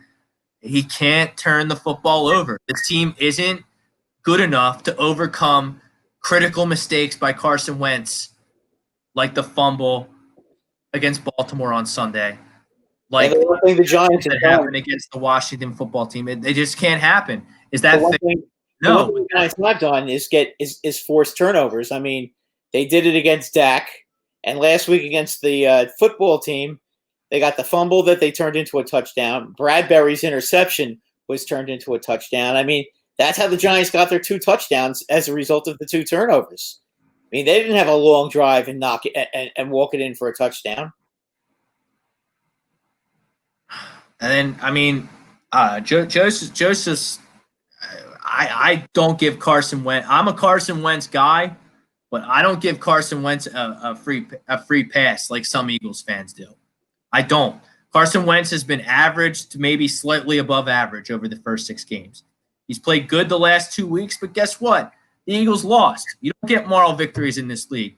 Carson Wentz was pathetically bad against the Washington football team in week 1, resulted in a loss. He was pathetically bad in the Cincinnati game, which resulted in a tie. Those 2 games had to be wins.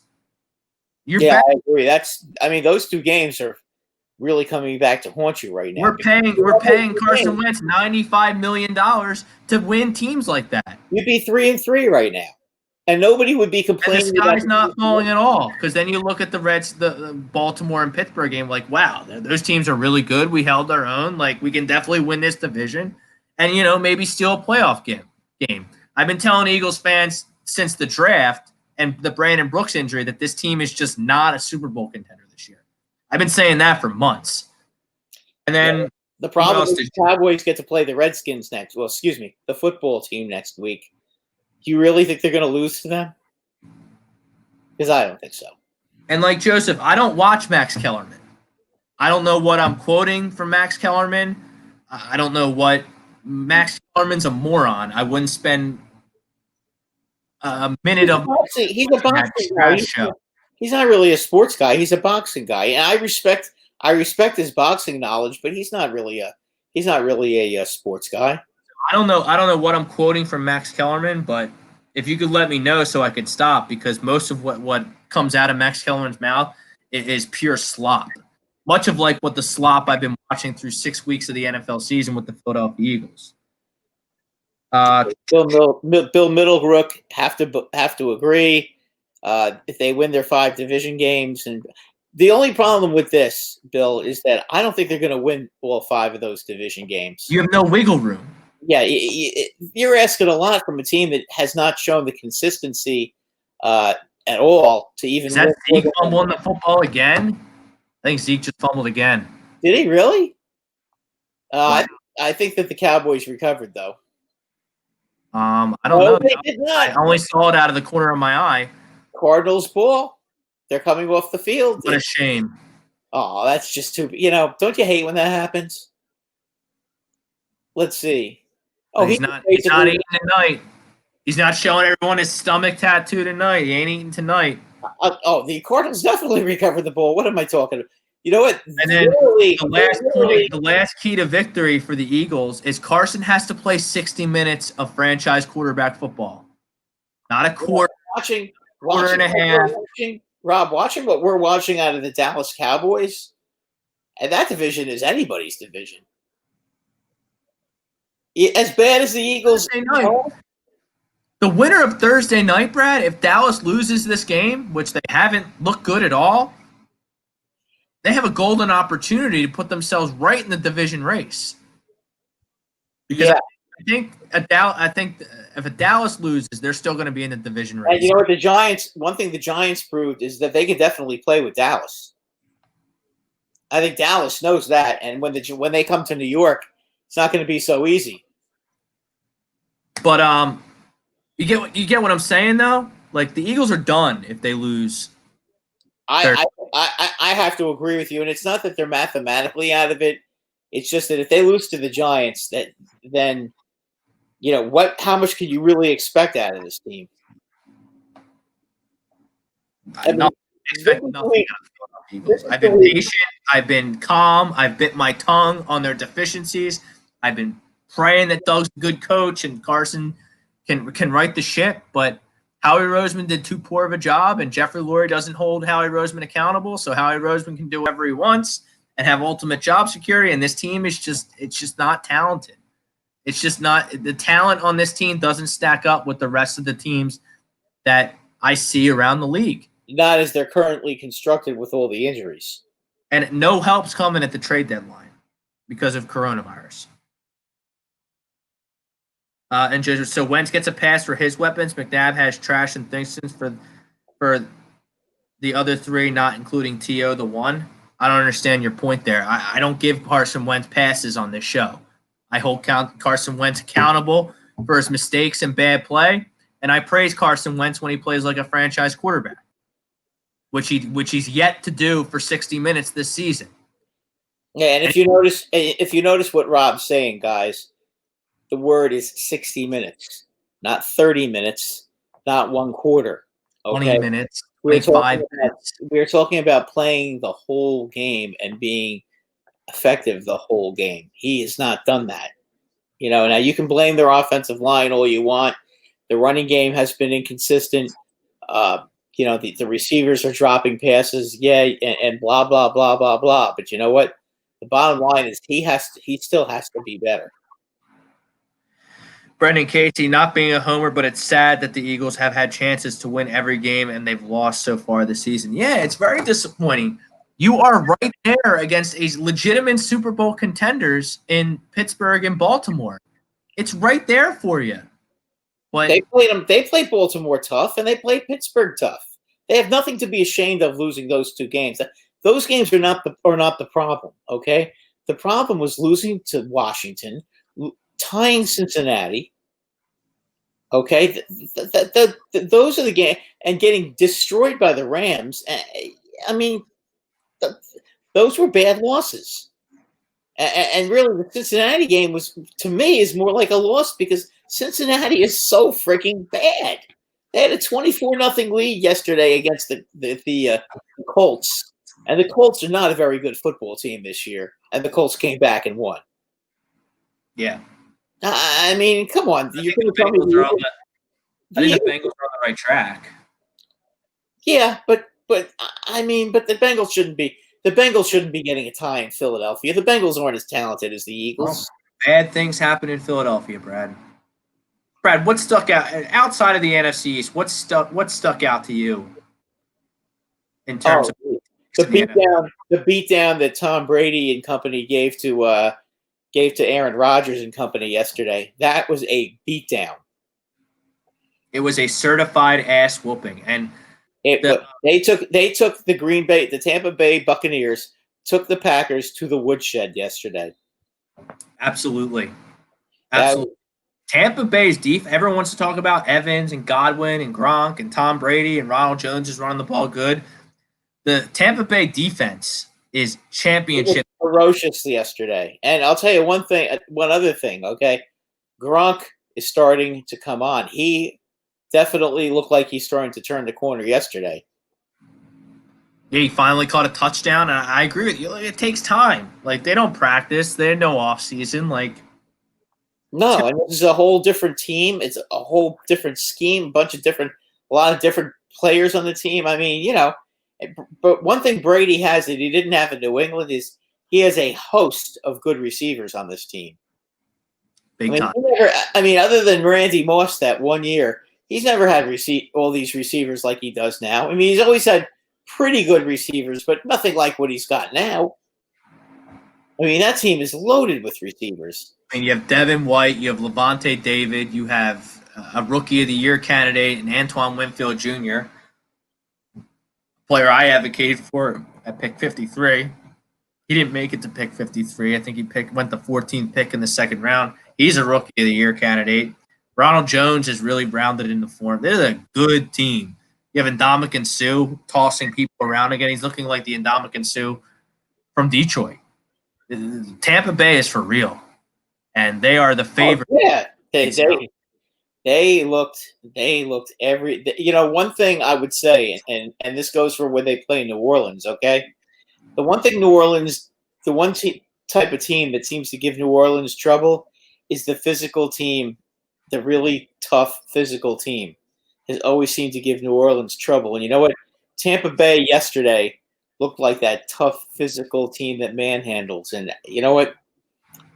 New Orleans. I'm interested. We're gonna do early leans here in a second, so we'll see who the Saints play. But I'm interested to see how they come out of the bye with Michael Thomas back and Kamara's having a great season, and because they haven't been impressive without Michael Thomas. Obviously, Bill Middlebrook still thinks they can win 7 games and get to the playoffs.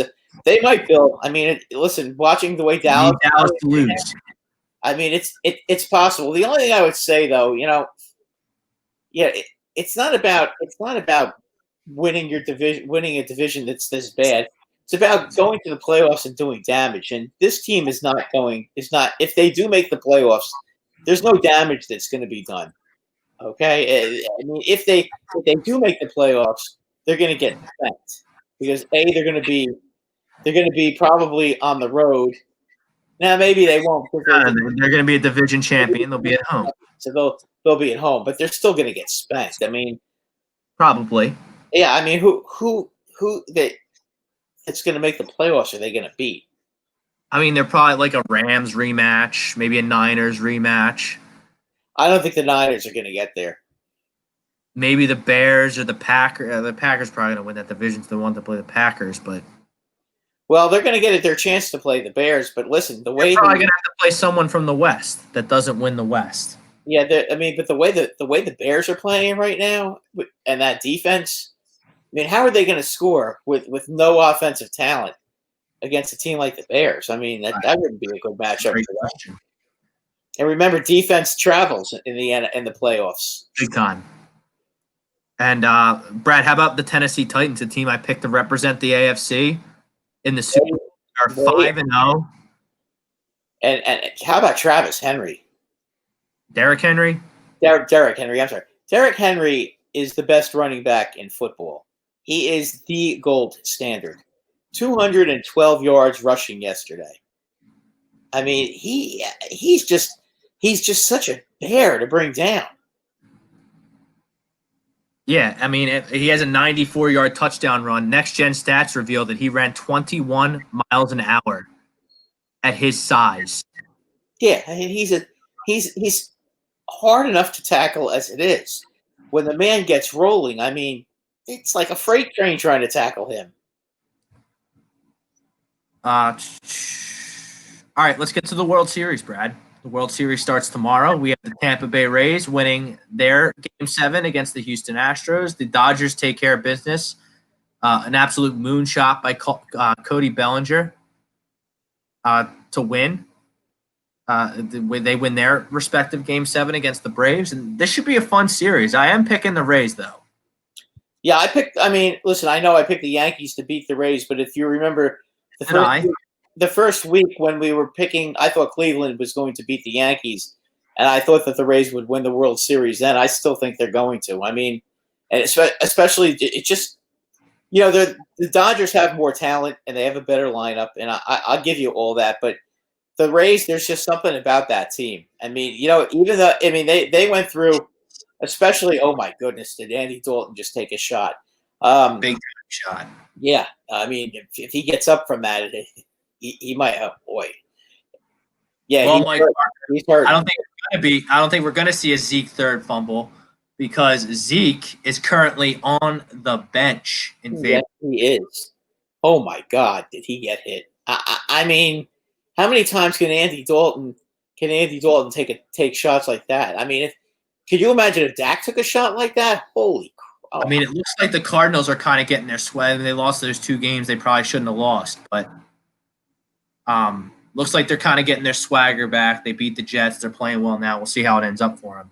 Yeah, well, the Cowboys right now are down 14-0. Wow. How about that?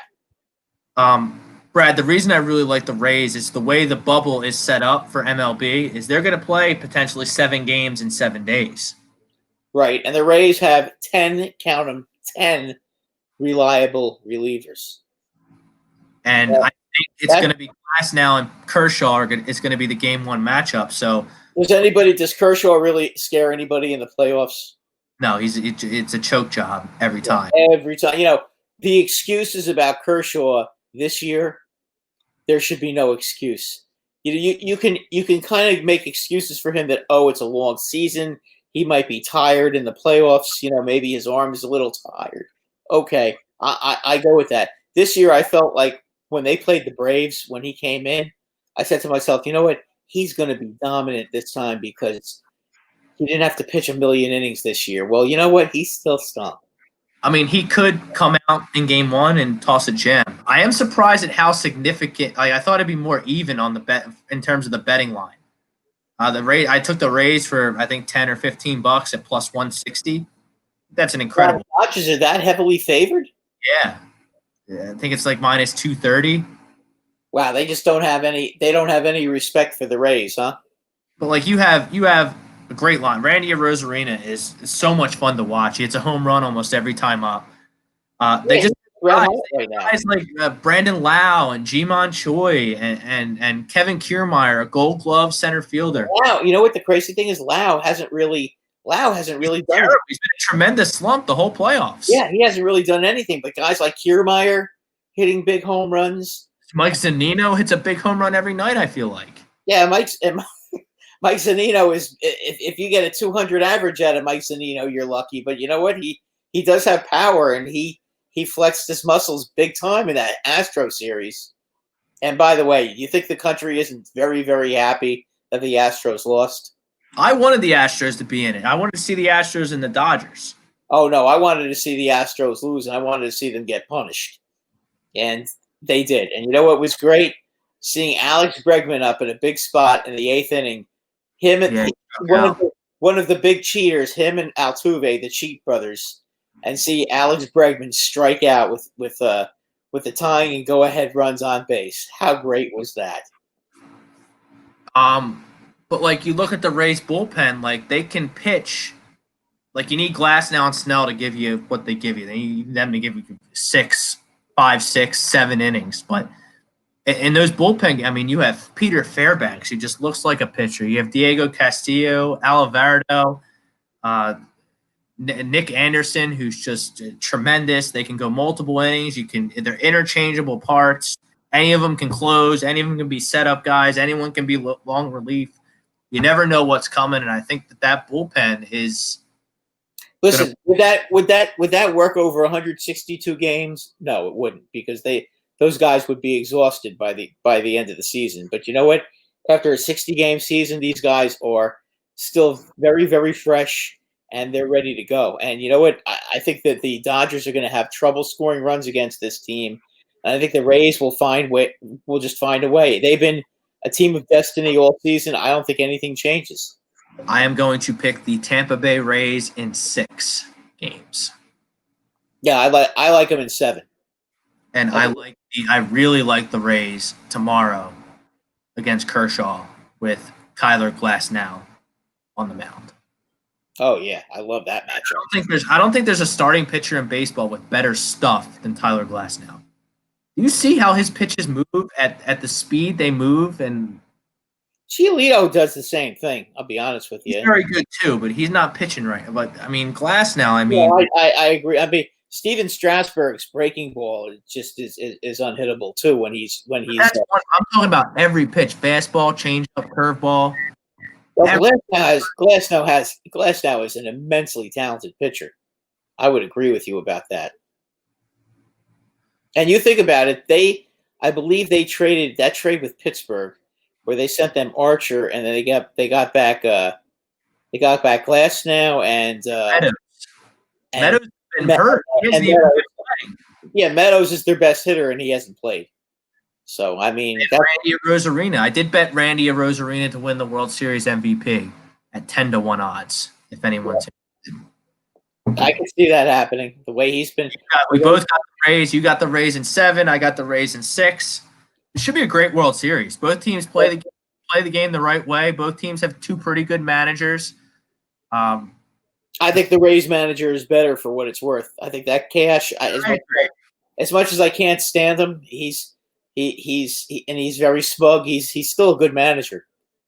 I mean, listen, Tampa Bay is not the most talented team in the major leagues. We all know that, but Not at all.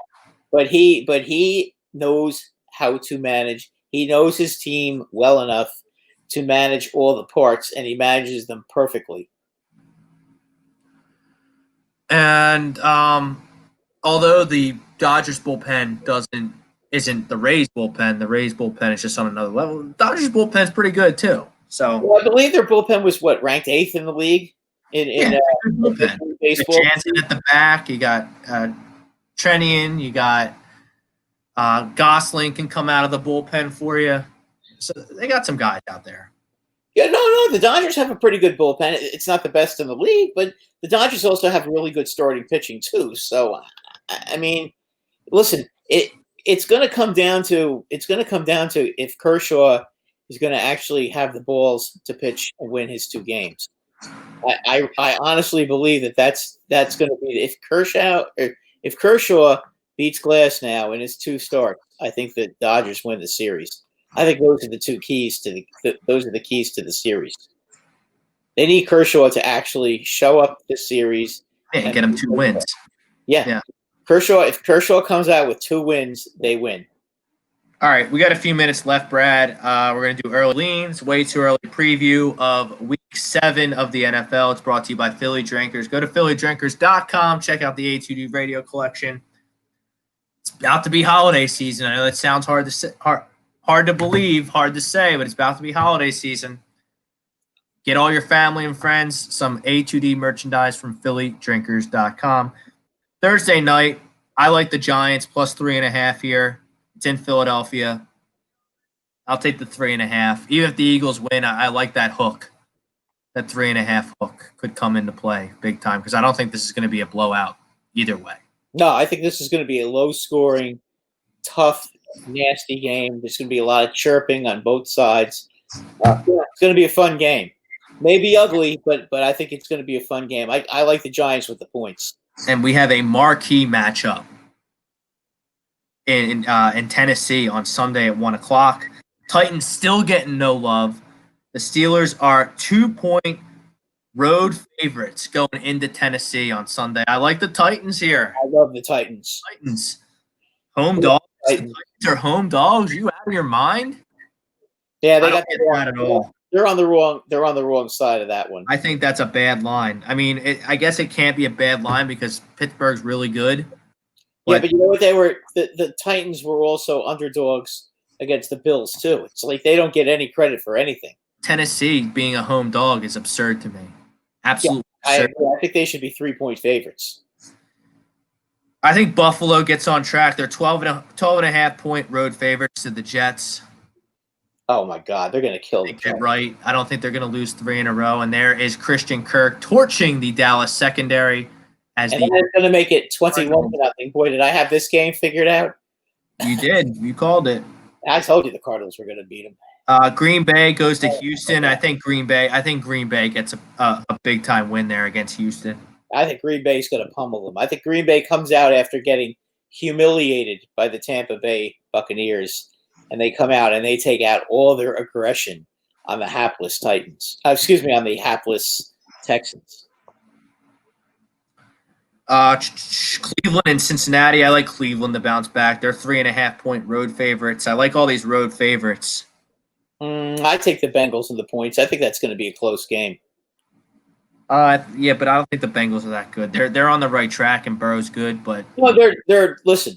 The Bengals. The Browns. I know the Browns got embarrassed last week, but they still think they're a good team. They still have a lot of good pieces there in Cincinnati or in Cleveland. Excuse me. Yes, they do. Yes, they do. And yes, Bill Middlebrook, 21-0. I told you the Cardinals were going to torch the Cowboys. Don't worry, the Cardinals are going to torch the Eagles too. So just understand that what you're watching is probably going to happen with you guys too. And the Giants are going to get smoked by this team too. That team, when they got their offense rolling, they're very, very hard to stop. I mean, New Orleans, Carolina, who cares? Detroit, Atlanta, who cares? Kansas City visiting Denver. Denver got a big win last week in New England. They shut down Cam. They win the game 18-12. I was impressed with Denver winning in Foxborough like that. I don't think I got to see more out of Denver. I'm not a big believer in that team. 9.5. They're the 9.5-point home dogs to the Kansas City Chiefs. That's a lot. Yeah, but you know what? They just beat Buffalo by 9. So it's hard to bet against Kansas City, Rob. And we have an interesting one I want to get your thoughts on here. San Francisco is traveling to Foxborough. I think the Patriots bounce back. We'll see, because the Niners left that game battered and bruised against the Rams, even though they won. That was a big. I don't think New England's good. It's not a question of that whether they're good or not. I just don't think the 49ers are any good. And I think they're going to have a lot of trouble scoring against that Patriot defense, and I think the Patriots are going to find a way to win. And Sunday night is intriguing to me, at least. Tampa Bay is going to Las Vegas. They are 3-point road favorites. Vegas off a bye. Vegas has impressed me, actually. I take the Raiders. I know this. It's the kiss of death. I can't. In the last 3 years, Rob, I don't think I've ever gotten the Raiders right, because I could never figure them out ever. But I think that this team, is the real deal this year. I really do. What do you mean the real deal? I think they're a good team. Like playoff team? Maybe. With seven I just can't envision Derek Carr being. Yeah, but it's not just him. I understand that, but quarterbacks are the breadwinners in this league, Brad. I understand that, but he's got some weapons and he's got a good defense too. And Derek Carr, okay, he's not a star, but he's not bad either. He's not a bad quarterback. He's okay. You know, you give him all these weapons, he's going to prove to be okay. I mean, I guess we'll see. Well, anyway, that'll do it for the Sports Hounds this week. He's Brad Ryer. I'm Rob Brinkman. Shout out to Frank Vesby for producing the show. Shout out to our sponsors at Philly Drinkers, LLC, Specialized Physical Therapy, Dr. Paul Vidal, and Am Buck Services. Don't forget to like, subscribe, share. HUD Radio. Tell your friends. Tell the world. We need you to make us the biggest sports media company in the country. Until next Monday, peace out.